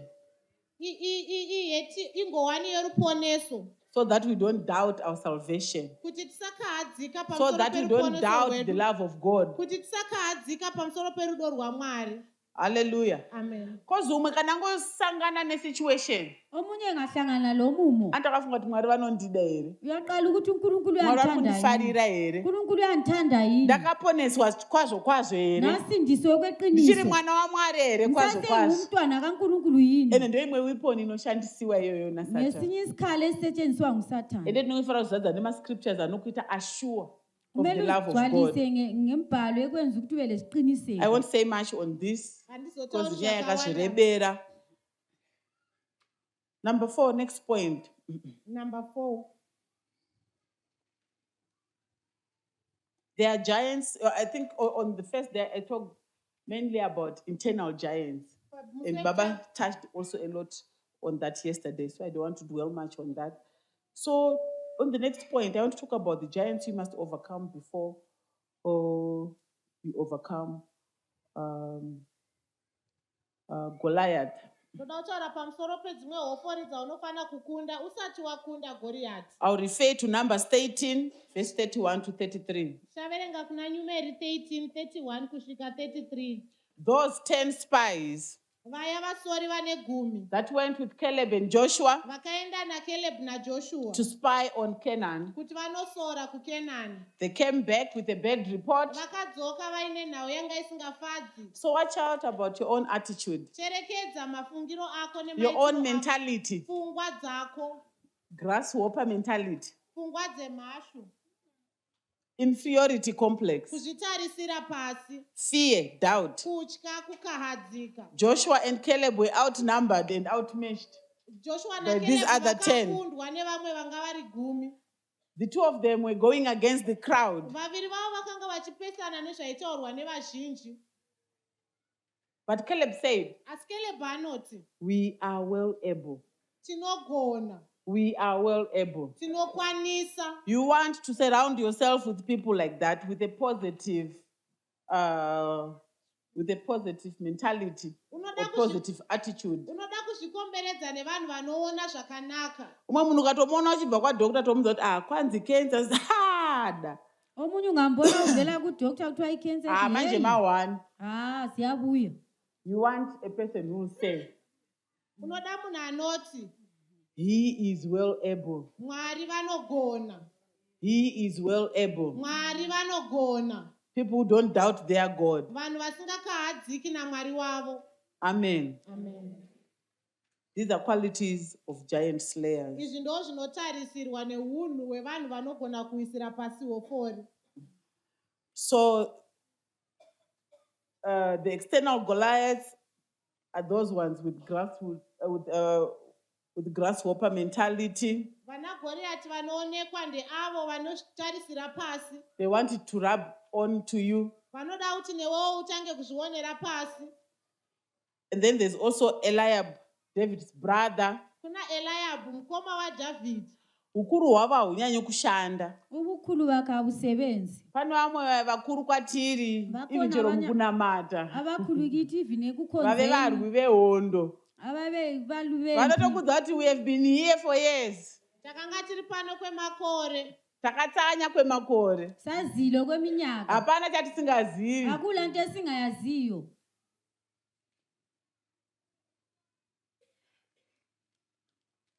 Vanenge vachikupa history. Ababe bekulandisela. And there's also Saul's opinion. That is an external giant that you must be able to deal with. You must be able to deal with the 10 negative spies. You must be able to deal with the big brother, Eliab. You must also be able to deal with Saul's opinion. Saul said to David, you are just a youth. You're just a woman. You're just a young lady. And Goliath is a man of war. From his youth, he has got experience. He has got records. He has got a reputation. Those are the external Goliaths that you have to be able to deal with before you take down your own Goliath. Ngozi yekumusha kwenyu ine reputation. Ingozi yakini yakho kuphinda-phinda. Zvayakaita kumba kwenyu zvozikanwa. Eyakwenza ngakini kuyazakala. Chirwere chauri kutaura ichi chinozikanwa. Umkhuhlane lo okhulumayo uyazakala. Chave nemakore. Sileminyaka. Chichita madiro. Kusenze intando yakho. Even solution, medication yacho, mushonga isati yawanirwa solution. Imithi yakhona ayikatholakali. Cancer inotonzi haipori. Icancer bathi awusili. Yakavapo usati wazvarwa. Icancer yavakhona wena ungakazalwa. Saka yatonyanya kugomarara. Sisiqine kakhulu. Iwe ndiwo unofunga kuti uchazoigona nhasi neye vakarigira pasi. Wena uzawuthi uzakukwanisa namuhla yawisela abaningi phansi.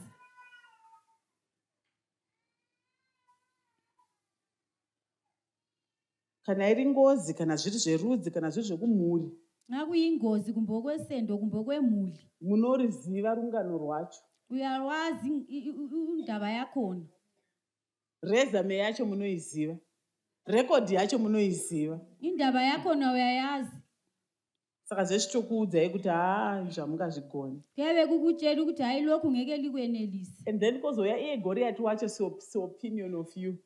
Nemaonerwa unoitwa naGoriathi. Hanzi kundiunzira chikomana chakadai so. Lindilethele kungumfana okungaka. Chiri kuuya nezvitanda. Kubuya lezigodo. Ukutoshorwa. Uyayeyiswa. Nedambudziko. Luhlupho. Rwakatasana nalo. Luhlupho okhangelane lalo. Asi ndine ma-testimonies angu ka. Mina ngilobufakazi bami. Nema-testimonies angu. Ngilabo ubufakazi bami. Ndakamborwa nezvikara. Ngake ngalwisana lenyamazana. Hayi chikara ichi kodwa le inyamazana hayi. Andina. Those are the external Goliaths. And you can only deal with them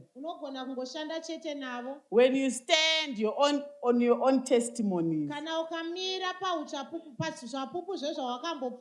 Vazhinji vedu tine short memory. Abanengi bethu siyaphangisa ukukhohlwa. Tinokurumidza kuda kukambira zviri kukurumidza zviri mberi. Siyagijimela izinto eziphambili. Tisati tatenda. Singakakholwa. Zvakakwana. Zvatakaitirwa naMwari. Esakwenzelwa uNkulunkulu. Ende ndo zvinotisimbisa. Yiko kusiqinisayo. Pane zvatete takatasana nazvo. Kuloko esiyabe sikhangelane lakho. Do you have a testimony today that you can stand on for you to deal with your Goliath? Dambudziko nderekuti sima mumatestimony edu hataonese matestimony. Uhlupho yekuti amanya ubufakazi bethu asibuboni njengobufakazi. Dambudziko redu vazhinji nderekuti matestimony edu hataonese matestimony. Inengi lethu ubufakazi bethu Mwari vakuitira ione kuti vakutengera masofa kuti kwasara mubhedha. Kwenzela uyakutengela amasofa sokusela. Usati wapedza kutenda kwasara mubhedha. Akaqeda ukubonga sokusela umbheda. Ndozvozokuti tikamazosangana nezidambudziko mushayepe kumira. Ungahlangana lohlupho yesala vakakuitira hamuna kuzvikoshesa. uNkulunkulu ekwenzela akuqakathekisa. Hamuna kuzvitora setestimony. Akuthathanga njengobufakazi. Hamuna kuzvitora setestimony. Akuthathanga njengobufakazi. Hamuna kuona hukuru hwaMwari panyaya yacho. Awubonanga ubukhulu bukaNkulunkulu kundaba yakho. Before watomedza, before watotsenga ukamedza. Ungakahlafuni lokuginya. Sezvaita sisi vari pepe wakutopakira futi zvimwe mumuromo. Njengosisi lwana wayesejikela okunye emlonyeni. Ndo zvinoita maKristu kazhinji. Yiko kwenzwa ithabazana. Satakunyatsoenjoya zvaitwa naMwari. Singakakholiswa kwenziwa uNkulunkulu. Takutokambira zvimwe. Sesigijimela okuphambili. That's why tichizokundwana naGoliath. Yiko sinqotshwa ngoGoliath. Because hatina matestimony ekumira pazviri. Asila Ekumira paari. Wokuma kiwo. Nokuti kwauri hazi matestimony. Kuwa sobufakazi. Mukona kutaura kwaita David. Yabona ukhuluma kwausenza uDavid. One day when I was in the field, a lion came. Shumba yakauya. And I killed it. Ndakaiuraya. One day, a bear came. I took it. And I ripped it. And I killed it. But we see later, even though he's saying I, he is saying it's because of the Lord. Now that I can face this Goliath. But I kuti ndini ndakazviita. Angasiri kuzogona kurigira Goliath pasi. Vamwe vedu vedu patechi pamatestimony pepe inozoonekwa kana Goliath auya. Okunye kwethu kuzabonakala uGoliath sebuyile. Kuti I in God. I through God. I with God. With you. Newe. Ndiyo here I yacho. Nguye yini ai wakhona. Ndobva ndazoti pandakazosvika ini ndobva zvazodai. Ngathi mina pandakazoimba inini ndobva mandimona. Pandakazoparidza inini ndobva zvazo. Ngathi nchumayela mina kwenzakala.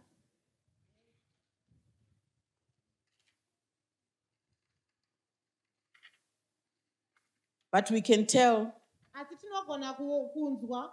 that David acknowledged tinogona kuziva kuti David the hand of the aicherekedza Lord. ruoko rwaMwari Because anozvikonekta. Kuna kuti ndakambogona kuita zvakati. ngoba Nasi uyakuhlanganisa Mwari vanondigonesa kudhila nayenelisi naGoliath. kwenza lokhu namhla And unkulunkulu I'm ukuthi not ngikwanisa coming ukudlula lo against Goliath Goliath. in my own name. handisi kuuya kuna Goriati I'm muzita coming rangu against him in the name of the Lord. ndiri kuuya kwaari nezita raMwari. Hallelujah. Giant slayer hauiwope zvekumhanya. Wakavata kudaro giant noshaya kutozokuwa. Ama-giant slayer apho nkulala nje Pahope apa. ebuthongweni lapha. Giant slaying. Hallelujah. Iyo inotori training yekurova magiants. Hallelujah. Uzitraina wokuchaya Vharako ama-giant. maziso asi uchinzwa. Umwe anodaro kati mukuti takarara hatina kuvata takangovhara maziso asi Sivala tiri amehlo kodwa kukunzwai. besizwa asilalanga. Takangovhara maziso asi tiri kukunzwai. Sivala amehlo kodwa siyalizwa. There's preparation. Pane kugadzirira. There's preparation Pane for kugadzirira slaying giants. kuti hofori You dziwisirwe must be pasi. prepared to go through that training. Unofana kugadzirira kupinda Haungangosangana naGoliath usina kumbosangana neshuma. Angeke uhlangane lo Goliath ungahlangananga Kuposta kuri lesilwane. nyore chimukadzi chachimurungu chairova chaitori nedemo. Demo nderevanhu ve-close combat ka. Vemiseve vanoitira vari kure. Abemjoko bayenza bekhatshana. Vemapfumo vanokanda vari kure. Bajika bekhatshana. Asi vanonziwa my battle axe. Kana uchigwa nedemo. Ngawusilwa combat. ngehloka kuyabe Close kuseduzana. combat. Haizi yemakwara. Haso yamagwala.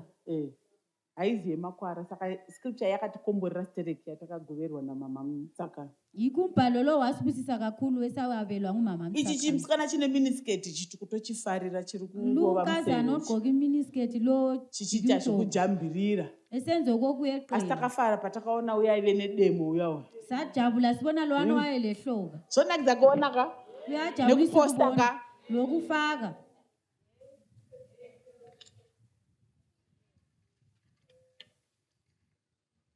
Don't worry. Giant slayers anotsanya. Saka mufara kutsanya swika na2. Ama-giant slayers mele azile mele lizile kuzochaya u2 siqeda. Moza ukona giant slayer ka? Umwe giant rake chikafu. Omunye igiant yakhe yikudla. Not that it's an excuse for me to preach for a long time. No, giant slayer chikafu. Omunye igiant slayer yakhe yikudla. Akangonzwa smell yechikafu. Engeza umnuko kuphela wokudla. Okay. Next point, armor. Your armor. zvekurwa nazvo. We are told of Goliath's armor. Tinoudzwa pamusoro penguo dzaGoriati dzekurwa Not nadzo. only what he had on his hands and whatever, on his head and whatever. Kwete zvaanga nazvo mumusoro chete asi zvose zvaaiva nazvo. Nemashoko futhi. Lamazwi njalo. Goliath ayashandisa. uGoliath wayasebenzisa. David azoswedera padhuze akataura futhi mashoko. uDavid esesondele eduze wakhuluma amazwi. Kwazoya Saul's armor. Anditi kwaive kune pane Goliath's armor, kwazoya Saul's armor. Yakakwereteswa iya. Wakubolekwayo lokhuyana. Kuti ashandisa iyi inogona kunokushandira. Asebenzisa lokhu kuya Mbuzo kusebenzisa. ndewokuti iye zvanga aripo 40 days dzese dzanga achidi kuishandisa. Umbuzo ngowokuthi 40 days lezi ekhona Pamwe panopiwa wayengasebenzisa. mafuta ekuzora kumeso soka. Omunye aphiwa amanye amafutha okugcoba Tasati munhu ekuseni. ari kupa mafuta yawo kumeso kwake kwakaita sei. Khangela umuntu yena lo kunika amafutha ukuthi ifesi Amushandire yakhe here injani. mafuta acho. Amsebenzele yini amafutha akho. Dambudziko rekuvakadzi kunyanya. Uhlupho lwabafazi kakhulu. Kushandisa zvinhu zvavasina kupruvha. Ukusebenzisa izinto Kushandisa abangazihlolisisanga. zvinhu zvavasina kupruvha, zvavasina kuona kushanda kwazvo. Ukusebenzisa izinto angabonanga kusebenza Nekuda kwazo. kwekungoti mafuta manyuwani. Ngoba ngamafutha amatsha. Mafuta manyuwani advertisiwa. Amafutha amatsha afake kumfanekiso. Vaserini kana iriyo inokushandira. Ivasilini nxa kuyiyo ekusebenzelayo. Kubva kare nakare. Kusukisela kudala lakudala. Kemfa kana iriyo inokushandira. Kemfa nxa kuyiyo Vana ekusebenzelayo. Navy vakauya nezuro vasiyana navo. Chiyana labo Navy ababuye kathesi. Siyana navo. Chiyana labo. kusada kuona zvinhu zvitsva ungafuni ukubona izinto ezintsha ndokunonetsa vanhu yiko kuhlupha nekusada abantu kufunga lo ungafuni ukucabanga kuti yeSaul zvanganayo ama iyi ukuthi usoli Atiziva njengoba kuti wayedlala inoshanda. izinto lezi ekwazi ade ziyasebenza yaishandisa kungani engasebenzisanga zvava neadvice kudaro zvavanogona kupa advice kudaro ngendlela akwanisa ngayo ukusiza sei isiri ngayo abantu kuvashandira kwavo kumba kungani ungamsebenzeli endlini yakhe sei isiri kuvashandira kwavo kumba kungani ungamsebenzeli endlini yakhe hana kuita rude David azange abe akandukudzwa namambo ndukudzwa nemunhu mukuru wathi njelwa inkosi akaitraya wazama akaona kuti haisi kumushandira wabona kuti akumsebenzeli yaitomuremera wakumsinda akaona kuti agoni kushanda nayo yona wabona kuti kakwanisi kusebenza lakho and then he took his wathatha okwakhe he took his sling he took his stones I want us to read that verse because I want to know what you have. What is yours? Because what you have is what you're going to use. He took his faith. He took his confession. He took his belief. Hallelujah. Amen. Zvaunogona kurwa nazvo kuti urigire nazvo giant. okwanisa ukulwa lakho ukuthi uwisele phansi isiqhwaga Hazvizi zvaSaul. asokukaSaul Ndezvako. ngokwakho What do you have? Chii chaunacho? Hanzi rutendo rwako. kuthiwa ukholo lwakho Rutendo rwako ukholo lwakho rwakuporesa. lukusilisile Haikona rutendo rwoumwe munhu. hatshi ukholo lomunye umuntu Pano ndogona kuva nerutendo rwakawanda chaizvo. ngaba lo kholo luningi kakhulu Asi ifanira kubatanidza rutendo rwangu nerwako. kumele sihlanganise ukholo Kuti lwami Goriati nokholo wako lwakho adini. ukuthi ugoliathi wakho Musazofamba afe mchiti mai vaya havana simba. ningahambisi ukuthi umama lwana Kana kuti vafundise akalamandla kuliving word havana kumbe simba. abafundisi beliving wedwa Kwai abalamandla havana moto. kuti abalamli Wako abatshisi moto ndiratidze. wena sitshengisa ukutshisa kwakho Wako moto ndiratidze. umlilo wakho Kozi sitshengise zvako zvauinazvo iwewe. wena okwakho lakho Moto wakambodziya rimwe zuva kwatonhora matonhorero ako akuchita pano palala pansi. umlilo awothayo kuqanda ngendlela kade uqanda Ndo lapha uchakushandira. elapha phansi. Yiko kuza Ndo kusebenzela uchakushandira. yiko kuza kusebenzela Zvawakamboshandisa ukaona zvichishanda. wakusebenzisa Munamato wakamboita paya. umthandazo Mutsanyo wawenza lapha wakamboita paya. Ukaona ma-results. wabona Ndiwo uchakushandira nhasi. yiko kuza kusebenzela naGoliathi nawe wawatarisana naye. lo Goliath lo What is in your hand? Chii chiri muruoko What do you rwako? have? Chii chaunacho? Mubvunze munhu ari padhuze. umbuzo oseduzane What do you have? Chii chaunacho? Carrot light yamai vayasiyana nayo. icarrot light kamama lo anachiyana layo Shandisa zvako zvawakaona kuti zvinoshanda. sebenzisa okwakho wakubona ukuthi kuyasebenza Zvakambokushandira. kwake kwakusebenzela Kuda dambudziko ringaitika nderekuti kana usati waona pazvakamboshanda. uhluphe ukuthi nxa ungabonanga lapho kwake kwasebenza khona So David aitoudzwa kuti you are not able to go against the Philistine, Haukwanisi kurwisana nemuFiristia uyu. to fight him. Kurwisana naye For thou art but a youth, nekuti ungori mudiki and he a man of war asi iye murume wehondo. from his youth. Verse 33 of chapter 17. And David said unto Saul, Verse 33. I have a testimony, O king. Thy servant kept his father's sheep, and there came a lion and a bear, and I took a lamb out of the flock, and I went out after him, and smote him, and delivered it out of his mouth. And when he arose against me, I caught him by his beard, and smote him, and slew him. Thy servant slew both the lion and the bear, and this uncircumcised Philistine shall be as one of them, seeing he has defied the armies of the living God. David said, moreover, the Lord had delivered me out of the paw of the lion. The Lord that delivered me out of the paw of the lion and out of the paw of the bear will deliver me out of the hand of this Philistine. And Saul said unto David, go, and the Lord be with thee. And Saul armed David with his armor, and he put an helmet of brass upon his head, and also he armed him with a coat of mail. And David gathered his sword upon his armor, and he essayed to go, for he had not proved it. And David said unto Saul, I cannot go with these, for I cannot prove them. And David put them off. There are some things that we need to put off. Pane zvinhu zvatinofanira kukumura. There are some things that we need to put off. Pane zvinhu zvatinofanira kukumura. Ephesians, you must know your wardrobe of warfare. Unofanira kuziva zvekupfeka zvako pakurwa. You must know your wardrobe of warfare. Unofanira kuziva zvekupfeka zvako And as pakurwa. women, we understand Semadzimai tinonzwisisa what a wardrobe is. kuti zvekupfeka zvinorevei. Tiri pano pamusangano takatoita wardrobe yemusangano. sibuya lapha emhlanganweni saba le wardrobe Ephesians yomhlangano 6 verse 10. Efeso 6:10. Although finally, brethren, be strong in the Lord Pakupedzisira hama simbai muna She and in the power of his mind. nemusimba rake guru. Put on the whole armor of God Pfekai nguo dzekurwa that you nadzo may be able to stand. kuti mugogona kumira. That is your wardrobe of warfare. Ndidzo nguo dzako dzekurwa nadzo.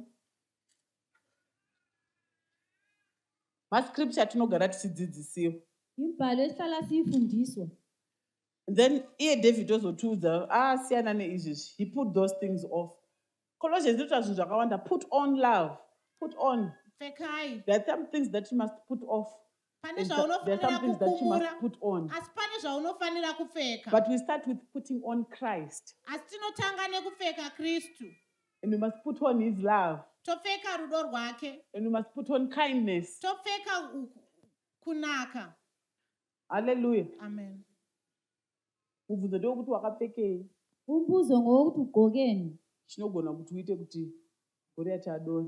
okuza kwenza ukuthi ugoliathi awe. Seni makachinja kubva musi wokutanga makabuda mupolka dot mukapinda Njenganela mu ntshintshayo red lapho for danger ungapolka dot, nathi mune lagqoka ku red mabhandi. for danger. namhla lilamabhandi. Because pawardrobe yewarfare pane mabhandi ka belt of truth. Nhasi muri kuita belt of truth. namhla ligqoka Handiti ka? yokuqiniseka. Haminoti truth tikati ibuda apa inobuda here. asikwazi ukuthi iqiniso lizaphuma yini. Kuzikanwa kuti uri munhu wechokwadi, integrity. kwazakala ukuthi ngumuntu weqiniso. Hanzi pfeka nguo dzekurwa. ingubo zokulwa. Makristu asina foot and mouth. amakristu angela foot and mouth. Chirwere chefoot and mouth kuti kwaafamba kwaaenda ukuthi lapha muromo ahambe khona unonowodzoka. umlomo wakhe uzaphenduka njalo. Hanzi womeka sure kuti wakapfeka bhutsi dzipi. Ubona ukuthi ugqoka izicathulo ziphi. Gospel of peace. Gospel of peace. Kuparidza rugare. Zvese zvinhu izvozvo zvinokubatsira kuti ugone kurigira magiants konke lokhu kuyakusiza ukuthi uyenelise ukuwisela mukati amagiant muupenyu hwako. phakathi kwempilo yakho. Hallelujah. Kuti wakapfekei? ukuthi ugqokeni. Wakapfekei? ugqokeni. So he took his staff. Verse 40. He took his staff in his hand and chose him 5 smooth stones. I think takambwanzwa pazvigwagwagwa out of the Uzile. brook and put them in a shepherd's bag, which he had, even in a scrip, and his sling was in his hand. And he drew near to the Philistine. Zvazviri zvake zvinhu izvi. Hallelujah. zvazingezakhe Zvasiri izinto lezi. zvamufundisi. kwaungaso ukamfundisi. Zvasi zvamaimufundisi. kwaungaso ukamaimfundisi. Zvasiri zvabhururu. kwaungaso ukomgwani wake. Zvasiri zvajeri. kwaungaso ukajeri. Hallelujah. Zvazviri zvake. kwakungokwakhe. Zvako zvaunazvo zvaunoziva zvokuti ugone kushandisa ndezvipi. okwakho lakho. Do you have your own sling? Une chifura mabwe chako here?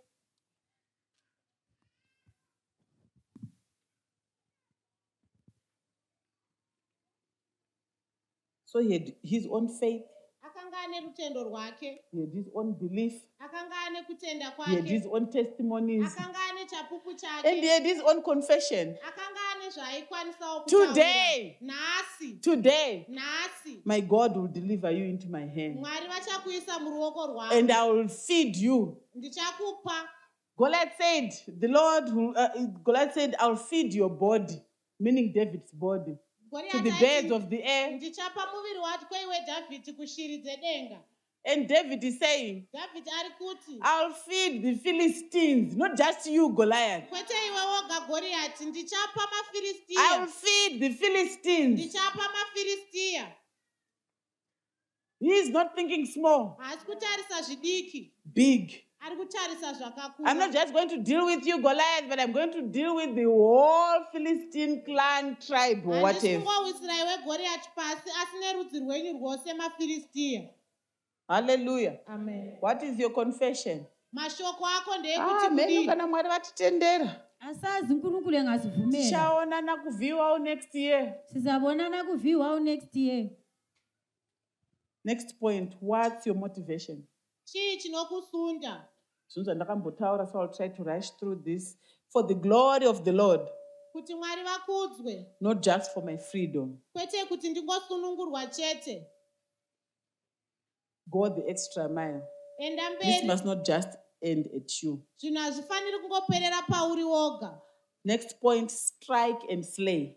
Baya uwisire pasi. Strike and slay. Baya uwisire pasi. Put to death. Uraya. Put to death. Uraya. Pane mascripture akawanda not put to death the old man, Urayai munhu wekare. the deeds of the body. Mabasa emuviri. Put to death the flesh. Urayai mabasa enyama. Baba vakashitaura nezuro kuti hando zvatiri madzimai ndo zvandiri. Ikwesi ikoko nomama ikwenyi ikoko. It will stop you from becoming what God wants you to be. Zvinokutadzisa kuva munhu Mwari waanoda kuti Next uve. point, slaying Goliath opens up and speeds up destiny. Kuisira pasi Goriati kunovhura mukana nekukurumidzisa kuenda kumberi. Chauri kuregera kana chauri kutya kudhila nacho Wesava ukulwisana lako. chiri kutokumisa Kuyakumisa. kuti usvike pari kufanira kusvika Ukuthi ufike lapho kumele ufike khona. kwawakagadzirirwa naJehovha. Olungiselwe khona uNkulunkulu. After Goliath arigirwa pasi naDavid, uGoliath esewiselwe phansi nguDavida. madzimai akatanga kuimba nezvaDavid. Omama baqala ukuhlabela kufika Angatozorwa kare mafuta, angatozodzwa. Wayesegcotshwe kudala amafuta. Asotaka kuona zveumambo mambo zvitanga kuonekera.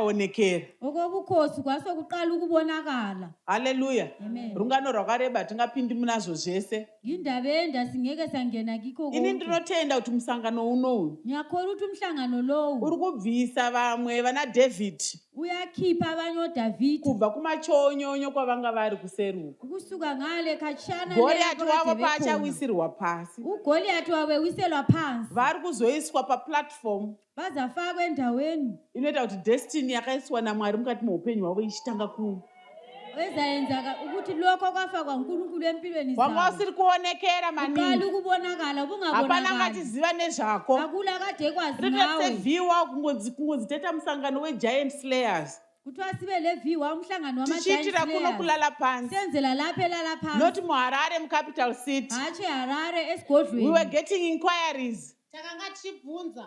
We want to come to this conference. Tinoda kuya kumusangano uyu. We were giving credit to Anopa. Taitenda Anopa. Madesigns aitiitira. ama-designs ayesenzela wona Emaposter. awamaposta Nezvimavideo zvatakaitwa zvemakatuni. la mavidiyo amakhathuni Akabvunzwa kubasa kwake u-ano wabuzwe kuti emsebenzini wakhe. VWOW ndeyekuZimbabwe re. kwathiwa iviwa ule Zimba ngezimbabwe VWOW ndeyemuZimbabwe re. neyiviwa ungezimbabwe Former chief Manyika. Anopa Chief Manyika.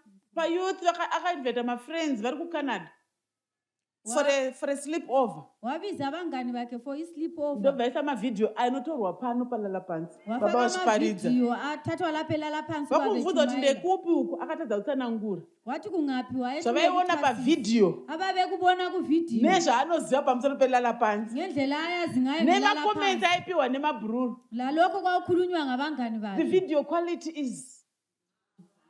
iquality yayiphezulu Mfundisi wechiRungu. umfundisi weni isithiwa hayi Kuchechi sinqaba kwenyu. hayi chechi yenu Asi angasakona zvimba zvedu izvi zvatisina kupenda. babengabonanga izimbi zethu lezi ezaphenduka Nokuti katiri muno mutende zvezvakangoita nice. ngathi lapha etentini kuyabe kukuhle Katisatova kuti atiri kulala pansi hapana anozvitenda. ngathi ngabatshelanga ukuthi beselala phansi Hallelujah. akholwa Asi tiri kuraya shumba tiri kuno. sibulala izilwane Tiri silapha kuraya mapere tiri kuno. sibulala impisi silapha Vari kuda musangano uyu muHarare. bawufuna lo mhlangano Vakaumirira eHarare musangano uyu muHarare. bawumelela umhlangano lo Hallelujah. eHarare amen Tiri kumbotreniwa tiri kuno.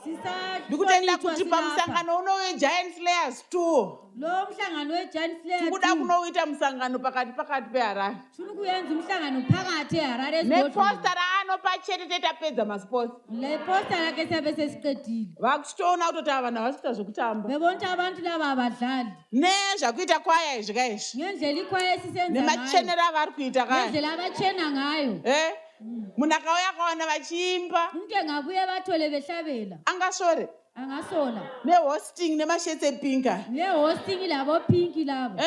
Hata kugona kuhosta. Sesikwazi kuhosta. Tachipractice tiri kuseri kuno kumachonyonyo kuno. Sesipractice Kusina singafishakele anotiona. khona kungelo. Amene zvawanga uchita kuseri kumachonyonyo kusina anokuona. Senza khona ngalo ufihlakele ungabona. Goliath anokuitira platform. Goliath akufakela i-platform. That's why achifanira kurigirwa pasi. Yiko kumele wisele phansi. Pano kuvharira. Ngabe lapha Karambari pano ikuvalela. kuvharira. Ngabe khona You continue to ukuvalela. live in fear and limited. No productivity. No progress. No promotion. Haufaniri kukanganwa zviprofita zvawakapiwa. Awumelanga ukhohlwe iziprofita owaphiwayo. Ndozvimwe zvofanira kupa shungu kudhila naGoriath. Yiko kumele kukunika intshukuntshu yokudila Ndofunga David noGoliath. ekutaka mafuta aya zvichazodii. uDavid wathi amafutha lawana kuza kuba njani? Mafuta aya zvichazodii. Amafutha lawana kuzahamba Vamwe njani? munosora muchitatsira pasi zvigwagwagwa. Hayi Abanye ndingaendi kunone. beyasola hayi izigwagwa kalikhangelela phansi. Chimboti mama apostle havana kunyatsa kuiburitsa mhani nyaya iyi. Umama apostle Ngavangondipa ka 5 minutes ndingowedzera. Kaniki 5 minutes ngingezelele.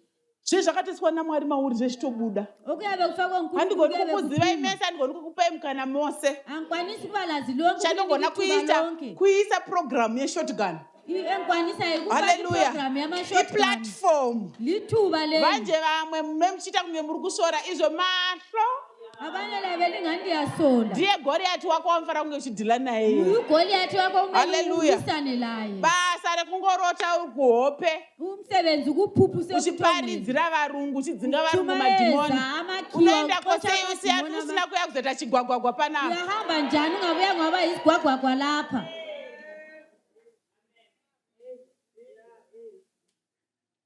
Ndimi vana Eliab. Yino Eliab. Vantasisa vamwe kusvika padestiny yavo. Abayenza ukuthi abanye bengafiki lapho umele befike khona. Kungorigira pasi Goliath hakusi kungomurigira pasi chete. Ukuwisela phansi Goliath asokumwisela nje. Chero zvimwe zvakavimbiswa zviya zvakaudzwa zvemataxes zvokupiwa mukadzi zvokupiwa mari dzakawanda handizvo chete. Lokhana akuthenjiswa uphi umfazi. Papa inemwe nyaya yakakosha. Kwakulenye indaba yayiqhakathekile. Mafuta.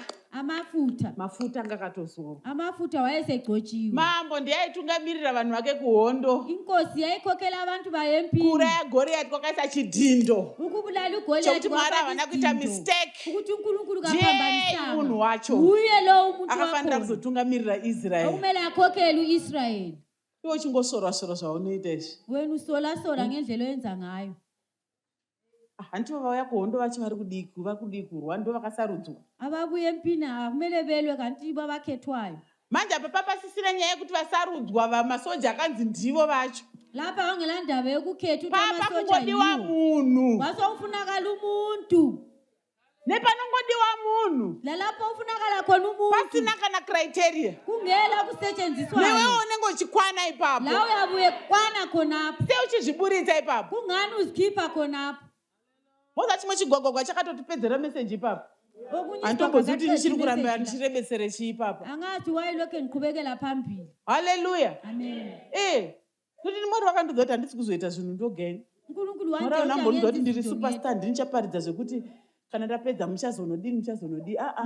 Ndine portion yangu ini zvangu zvandinoita ndinoita. Okwami ngwenzayo nyayenza.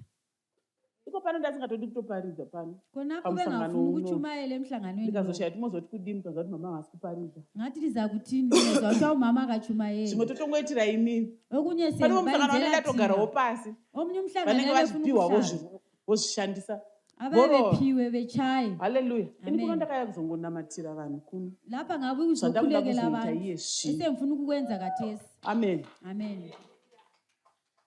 Ndakauya kuzoita declaration. Ngabuya ukuzodeclare. Yekuti hakuna muvhiyi wawo anofanira kunzi arigirwa pasi nekenza. Kuti akulamviwa unotwa uwiselwe phansi cancer Tine kodwa mavhiwa cancer mele uwiselwe watakaruza phansi. Kula maviwa achinzi kwahe kensa awesalasekelwa kudii kensa kudii. kuthiwa yi-cancer Pane time yi-cancer. yatati tichizvinzwawo tichitongwenda tichimhanya tichinohwanda Sikuzwa tongoti sasicatsha hameno ikoko Mwari. sithi asazi khona Asi ngapho vanhu uNkulunkulu vakapera kodwa ukwesaba kuphelile. because Mwari takamuona achiita zvimwe zvinhu. Sabona uNkulunkulu esenze ezinye Tisingafungiri. izinto Saka sasingazicabangeli. nhasi tadzoka. Namhla siphendukile. Ivavo ndivavo. Bonabo yibo nabo. Ivavo ndivavo. Bonabo yibo Iye nabo. zvino tinoramba. Kathesi siyanda. Nezita raJesu. Ngegama likaJesu. Vakapiwa vana takavaona. Baphiwa abantwana Hazvina basa kuti iwe yako nyaya yave nemakore Akula mangani. ndaba ukuthi yakho Hazvina indaba basa kuti leminyaka yakareba emingaki. murebero Akula ukuthi upi. indoku unganani. Vema-12 years takavaona. Abama-12 years Ako kana ababona. makore achitori mashoma. Awuyakho iminyaka encane Hapana. akula ndaba lapho. Nezita raJesu. Ngegama likaJesu. Nezita raJesu. Ngegama likaJesu. Hapana. Akula ndaba lapho. Slaying the Goliath opens up the destiny. kuwisira pasi The Goriati other point kunovhura is mukana. you must know that the battle is the Lord's. Unofanira kuziva kuti The hondo battle is the ndeyaJehovha. Lord's. Hondo Isu ndeyaJehovha. chedu kumutendera kuti rwira hondo yacho. Thina yikumvumela Isikungomutendera ukusimamisela kutishandisa. simvumela asisebenzise. Hallelujah. Amen. Kakawanda tichiona mubhaibheri. Kanengi sibone eBhayibhelini. Kakawanda tichiona mubhaibheri. Kanengi sibone eBhayibhelini. Nonga muchazonopedzisawo pamuchaenda ikoko. Ndiza But kuyaqedisa a giant thesi. slayer knows kuti hayi inini zvakundogona kunge ndisingaqualify. Uyakwazi ngewe ngiyabe ngayeneli lapha. But hondo ndeyaJehovha. Kodwa impi ngekaNkulunkulu. Hondo ndeyaJehovha. Impi ngekaNkulunkulu. Poresa ndekwaJehovha. Ukusilisa ngekaNkulunkulu. Hallelujah. Amen. Mwari ndiye anopa vana. Nkulunkulu nguyopa Mwari ndiye abantwana. anozurura masuo. Nkulunkulu nguyovula Ende amasango. paazurura hakuna anovhara. Lapha avule khona Paavala kulovalayo. hakuna anovhura. Lapha avale khona Kana kulovulayo. ofamba hakuna chinogona kumira munzira yake. Esehamba kulokuma endleleni yakhe. Kana ofamba hakuna chinogona kumira munzira yake. Esehamba kulokuma endleleni yakhe. Hanzi pane ndakataura ngati izita rere hanzi they were came that what inonzi Azeka. In verse 1 Azeka. Joshua chapter 15 inotaura kuti vana Israel vakamborwa hondo. Kuti abantwana Nevavengi vavo. bakaIsraeli I think ave maFilistia futhi. amaFilistiya njalo. And the Lord rained Mwari vakanayisa stones on matombo the enemy and pavavengi. destroyed the enemy. Vakaparadza vavengi. Mwari vakaita zvavo. Nkulunkulu Vana wayenza Israel kwa. vakaita zvavo. Abako-Israyeli Vakaudzwa wayenza kwa. zvekuita. Bachelwa kokwenza. Ndobva vazviita. Vakwenza. Ndobva Mwari avarwira. Nkulunkulu Ndobva Mwari wabalwela. avapa kukunda. Nkulunkulu wabanika Unofanira ukuqoba. kuziva zvako zvaunofanira kuita. Kumele bekwazi Chero okwakho hondo kumele iri ukwenze. yaJehovha iwe ita chikamu chako. Impi ngekaJehova Mwari yenza anoita chikamu okwakho. chavo. La uNkulunkulu yenza Tendeka ingxenye pachikamu yakhe. chako. Yenza ingxenye Mwari woita yakho. chikamu chavo. Nkulunkulu yenza ingxenye Bvisa yakhe. chegumi. Khipha Mwari okwetshumi. wodzinga udyi. Nkulunkulu aqeda Iwe ugoni ukudlayo. kudzinga udyi. Wena ukwanisa Chaunogona ukuqeda kubvisa ukudla. chegumi. Okwanisayo ukhipha okwetshumi.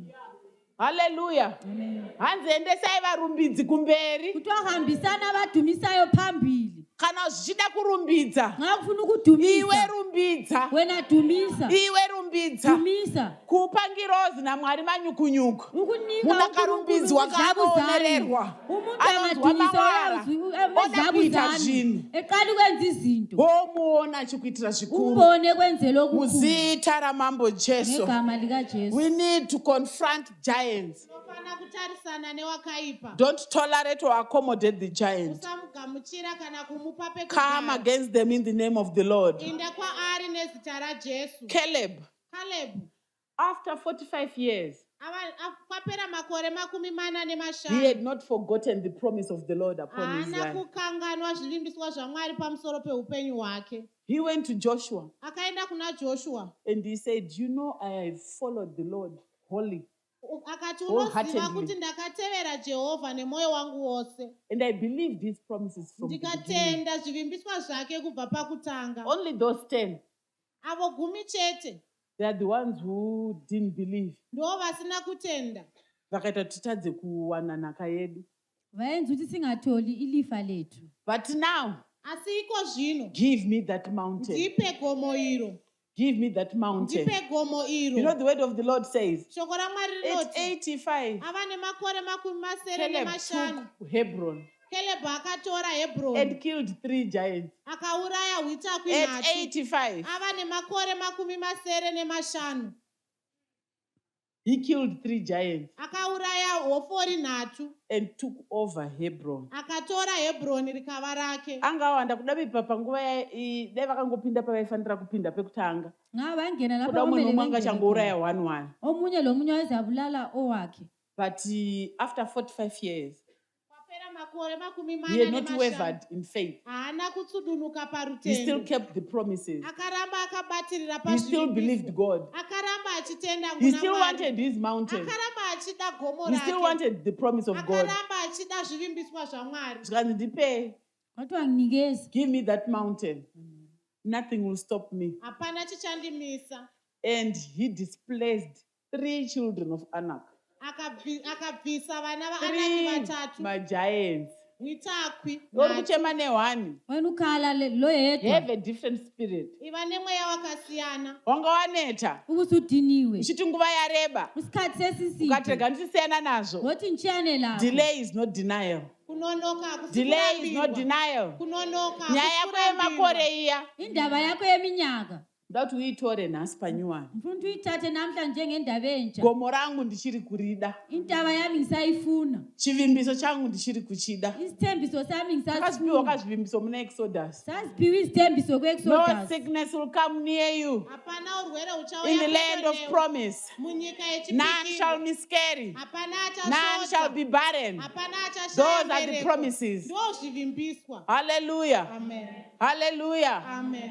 Ndikurida gomo rangu. Ngiyayifuna intaba yami. Iye Goliath achita kunge segomo uchiti ndikurida gomo rangu. Yena uGoliath engani intaba wena Ndauza usithi kuti ngiyayifuna munamato kuti intaba yami. anointing yemuvhiwa ndeyekukoromora makomo. Ugcobo lomviwa ngolokuwisela phansi Who izintaba. art thou mountain? Iwe aniko iwe gomo. Before Zerubbabel, you shall be Pamberi made a plain. paZerubhabheri, uchaitwa bani. You shall be made a plain. Uchaitwa bani. In the mighty name of Jesus. Muzita raJesu In the rine mighty simba. name of Jesus. Muzita We raJesu also rine see simba. David Tinoonawo Dhavhidhi slaying giants, achiwisira hofori pasi. extraordinary giants Hofori dzisina kujairika. with 6 fingers. Dzine zvigunwe 6 toes. zvitanhatu. Kutsoka nekumaoko. He was now coming to the end of his reign. Angakura. Wayesekhulile. Asi vaifamba nawo. And then Vaifamba David navo. slew the giants. How did he slay them? Through his men. Kuburikidza nevaifamba navo. Kuburikidza nevaidini. Vaifamba navo. Kusiya ngalaba ayehamba labo. Unoslaya magiants nevaunofamba nawo. Uyabulala iziqhwaga ngalabo Kana ohamba vachigona labo. kuwaona. Nxa likwanisa ukubona. Hallelujah. Kana nichifamba neni mofara kuziva kuti muchiziva kuti makamirira kazoparidzigwa mofara kuziva kuti hapana bhaibheri riri kumboverengwako. Mama vari kuita bucket system. Nxa lihamba lami libe kwathiwa Kune vanenge kuneBhayibheli vanenge elibalwayo. vachifanira kuya kuzoslaya magiants iwayo. Kumele kube lalawo omele bezobulala ama-giants. Mukamirira mahara kuno. Lizakuma limele lize. Atotenda Mwari kuti ndine vandinofamba navo. Yabo uNkulunkulu Vanenge ngalabo vachiziva zviri engihamba labo. kuitika. Abakwazi okwenzakalayo. Vondikoromorera magiants Bewisele phansi iziqhwaga. kuti chiedza cheIsraeri chisadzima. Ukuthi ukukhanya kwa-Israyeli Ko chiedza chegona kungacishi. kudzima ka. Ngoba ukukhanya kungacisha. Ndikaiti kupe mascripture reference tinamati. Ngilinika imbhalo yaCaleb sithandaza. ndakakupaini yekutanga yekuna Numbers ndo pane nyaya yaCaleb ipapo. Panoti ndikuda give me that mountain. Sorry. Near David, Mama Murota help me with that one for David and his men. David and his men.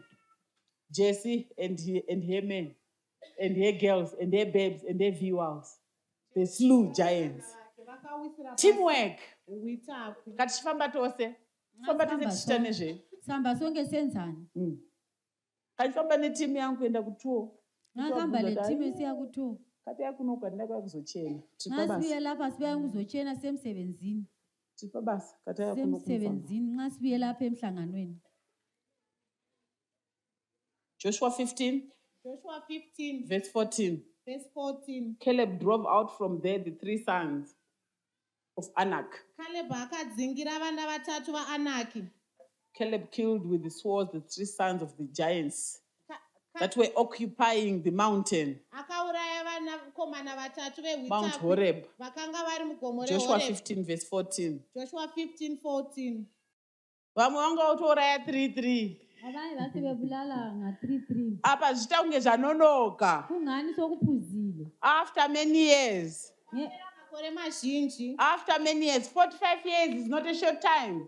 Makore 45 haasi mashoma. 45 years is not a short time. Makore 45 haasi mashoma. Age may be working against you. Unenge wakutochembera. 2 Samuel chapter 21. Samuel wechipiri 21. Verse 15. From verse 15. Kubva paverse 15. Moreover, the Philistines had yet war again with Israel. Zvino vaFiristia vakarwazve navaIsraeri. Again, no reason, no excuse. Apa kushayiwa chikonzero, kushayiwa chingatadzisa. That's the work of the Philistines. Ndo basa revaFiristia. And David went down and his servants went with him David akaburuka navaranda vake. and fought against the Philistines. Vakadorwa navaFiristia. And David waxed faint. David akaneta. Pane nguva dzaunogona kuneta. Amen. Asi kana une vauri kufamba navo, Nxa ulabantu ohamba who are labo, giant slayers. ababulala Make sure isichaka. pamusangano unoyu uchange uchifamba nema-giant slayer. Kusuka lapho ubona ukuthi uzabe uhamba labantu ababulala And isichaka. Ishbibnob, Zvino Ishibhibhenobi. which was of the sons of the giant. Mumwe wavanakomana vaRafa. The weight of his spear weighed 300 shekels of brass in weight. Waiva nepfumo rakasvika mashekeri ana 300. And he being girded with a new sword. David akatotsvagirwa sword ija Wadingelwa isikhali esitsha rekuti aurawe naro. ukuthi abulalwe ngaso. This giant slayer, David was a giant slayer. Asazosanganawo nemamwe ma-giants. Wayesehlanganele ezinye izikhwapha. Avunzirwa new style, new sword. Wayesedingelwa isikhali But esitsha. Abishai, the son of Zeruiah, succored him. Asi I don't know how to pronounce that. Abhishai mwanakomana waZerura akamubatsira. And smote the Philistine Akabaya muFiristia. and killed him. Akamuuraya. Then the men of David swore unto him, Ipapo varume vaDhavhidhi vakapika kwaari. Thou shalt go no more out with us to battle, Vakati hamufaniri kuzoendazve nesu kundorwa. that thou quench not the light of Israel. Kuti murege kuzodzima mwenje waIsraeri. Dzonga mune munana mai mufundisi kumasangano. Kwesikhathi labi labo mayimfundisi Chero emabandleni. mwe mutendi Kumbe omunye umzalwane aneta. sediniwe. Hapana ari kuzoona kuti aneta. Akulo obonayo ukuthi Satani sediniwe. akutomurodzera sword nyuwani uSathane semlolela kuti isikhali esitsha azomugadzirisa azomupedzisa. ukuthi azomlungisisa We are a amqedise. family, we are sisters, we are our sisters keeper. Tiri mhuri, tiri vakoma nevanin'ina Tofanira kuchengetana. Kumele sigcinane. Tofanira kuziva kuti ma-giants ari kufamba achitsvaga ukuparadza. Sibe kwazi isikhwaga sidinga lokhu. Umwe tongomufondera chete kuti auye netaiste yake. Omunye siyamfonela Umwe tongomufondera chete kuti auye nepledge yake. Omunye simfonela ukuthi alethe ipledge. Asi umwe hatimbofoni kuti tingonzwa kuti ari sei. Asifoni ukuthi sizi ukuthi unjani. Iye akatokombwa nema-giants. MaFilistia atomushanyira. Yena egombolozelwe Atouya nepfumo dzva. izikhwaga sezibuye lesikhali esitsha. Sepapa tichimhanya-mhanya nezvemusangano. Kati esigijima Hatangi tatombobvunzana kuti kumba kuri sei. asibuzani ukuthi endlini kunjani. Ndotokuziva kuti hakuna mvura, bhoho rakafa, mota dzakafa. Ngalitshela ukuthi Microwave akuna yakafa. amanzi afili, microwave ifili, imoto ifili. And it came to pass after this. Verse 18. And it came to pass after this Mushure maizvozvo, that there was again a battle pakavazve nekumwe kurwa with the Philistines. Hondo nevaFiristia. iyi nemaFilistia haiperi. Impi le lamaFilistia kayipheli. Then Sibekai, NoSibhekai the Hushathite, muHushetaiti slew Saph, which was of the sons of the giant. akauraya Safi, mumwe wavanakomana vaRafa. And there was again a battle. Vakarwazve, And there was again a battle. vakarwazve. Vasikana tiri pahondo. Ichesempini. asaize kuti mutye. asompiwe kuti Tikuona vamwe sesabe vachikunda panapa. sibona abanye Tikuona bekuloba hofori dzichidonha sibona panapa. iziqhakaziwa lapha Haleluya. Amen. Chero iwe unogona kuiwisawo iyoyo lawo yakwanisa ukuwisa lawo nerutendo rwako. kusiya ngokholo lwakho. There was yet another battle in Gath, Vakarwazve navaFiristia paGobu. where was a man of great stature Eharanani mwanakomana waJaharari that had on every hand 6 fingers, akanga ane minwe mitanhatu on every foot 6 toes, pachigunwe chetsoka minwe mitanhatu 24 in number. zvaisvika 24 pakuverengwa kwazvo. And he also was born to the giant. Naiye wanga akaberekwa kwaRafa. And when he defied Israel, Zvino wakati achishoora Israeri, harinenge rangofarisa zvine zvigumwe isikisi kana rangotukirira Israeri chete. uyabethabe kakhulu akula kuti mini Ndipo pane nyaya ipapo. Israel iko kule Ndo ndaba chikonzero chokuti riwire pasi. yisi sizatho Kana sokuthi wele phansi rangotukirira chete engasola kuti kuphela where is your God? ukuthi ungaphi Am I uNkulunkulu not a wenu Philistine? angisomfilistiya yini When he defied Israel, paakashoora Israeri, Jonathan, son of Shimeah, the brother of David, slew him. Jonatani mwanakomana waShimei munukuna waDhavhidhi akamuuraya. These 4 were born to the giant of Gath, Ava vana vakanga vakaberekerwa Rafa paGati. to the giant of in Gath. Vakaberekerwa Rafa paGati. Goliath ainzi ndiGoliath wokuGath. Goliath wati wangoliath weGethi Nevana vake vanga voramba vachida kuona zvokuona. abantwa bakhe lava basebefuna ukubonelela And they fell by the hand of David Akaurawa naDhavhidhi and by the hand of his servants. uye navaranda vake. But can you see kuti apa David haana aiveko kuhondo? sabona kuti Dhavhidha waikone empini Iye aziye akanyatsokuuraya. then akasuyiwa Asi wabulalayo vaive navo ndo vakauraya. ayelabo iva babulalayo Zvinoita teamwork, tisimuke. ukwenza ukusebenza ndawonye sisukumenini Because nyaya yekurwa kwaDavid naGoliath, indaba yokulwa kwaDhavhidha loGoliath at times zvinoita sekuti unofanira kungozviitira zvinhu zvako wega. kwesi isikhathi kuba ngani kumele uzenzele izinto zakho wedwa Asi pane pamwe pauchada ma-giant slayers. kodwa kukhona lapho ozafuna khona ababulala It's true there are izikhwama times when you need to stand Pane dzimwe nguva dzaunofanira kumira on your own faith, parutendo rwako on your wega, own testimonies. pazvapupu zvako wega. But there comes a time, Asi panouya nguva, the Bible says, Bhaibheri rinoti David had grown faint. Dhavhidhi It wakanga waxed faint. aneta, So he needed help. aida kubatsirwa. We all need help. Tese tinoda We kubatsirwa. all need help. Tese tinoda You know, kubatsirwa. we can look at David in two. Tinogona kutarisa kuna Dhavhidhi nenzira mbiri. David is Jesus, Dhavhidhi ndiKristu Jesu. and David can be you. Dhavhidhi anogona kuva iwe. David can be Jesus, Dhavhidhi anogona kuva Kristu Jesu. and David can be you. Dhavhidhi anogona kuva iwewe. If you only look at David as an individual, as you, Ukamutarisa sedunga munhu sewe, it will seem as if zvinoita sokuti you have to work extra hard. unofanira kushanda zvakanyanya. The onus is on you Zviri kwauri to work very hard kuti ushande to nesimba, deal with issues in your life. kuti ugadzirise matambudziko But when we muupenyu look hwako. at David Asi as Jesus, ukatarisa Dhavhidhi saJesu Kristu, Jesus defeated the enemy on the cross of Calvary. Jesu vakakunda muvengi pamuchinjikwa weKalvhari. Then every child of God, all the children of Israel, Vana vose vaMwari, vana veIsraeri, they each went after their own Philistine vakamhanya kunorwisa umwe neumwe muFiristia wake to destroy the Philistines. kuti vaparadze vaFiristia. Hallelujah. But I was saying, as I was ministering, Ndandichiti pana ndichishumira, pane zvinoitwa naMwari, kukhona okwenziwa nguNkulunkulu asi pane zvaunofanira kuti uite iwewe. nawe kukhona omele ukwenze Ukagarira maoko, ungahlalela when you izandla don't work on your character, when you ukasashanda don't work unhu on your hwako, faith, ukasashanda rutendo rwako, when you don't do what you're supposed to do, ukasaita zvaunofanira when you kuita, see things happening ukaona zvinhu and you zvichiitika, don't do anything about it, worega kuita chinhu pamusoro pazvo, Mwari wako achishorwa, uNkulunkulu wakho esolwa paine kunyadziswa, kulokuyangiswa then hatigoni kuona vana Goriati vachiwira pasi. Angeke sibone oGoliath bewela phansi. Hatigoni kuona vana Goriati vachiwira pasi. Ngeke sibone oGoliath bewela phansi. But Caleb, Caleb, even after 45 years, mushure memakore 45 haana kurasa kutenda. Azange alahla ukholo. Akati Mwari vakatipa nyika iyi Wathi uNkulunkulu wasinika ilizwe leli ine uchi nemukaka.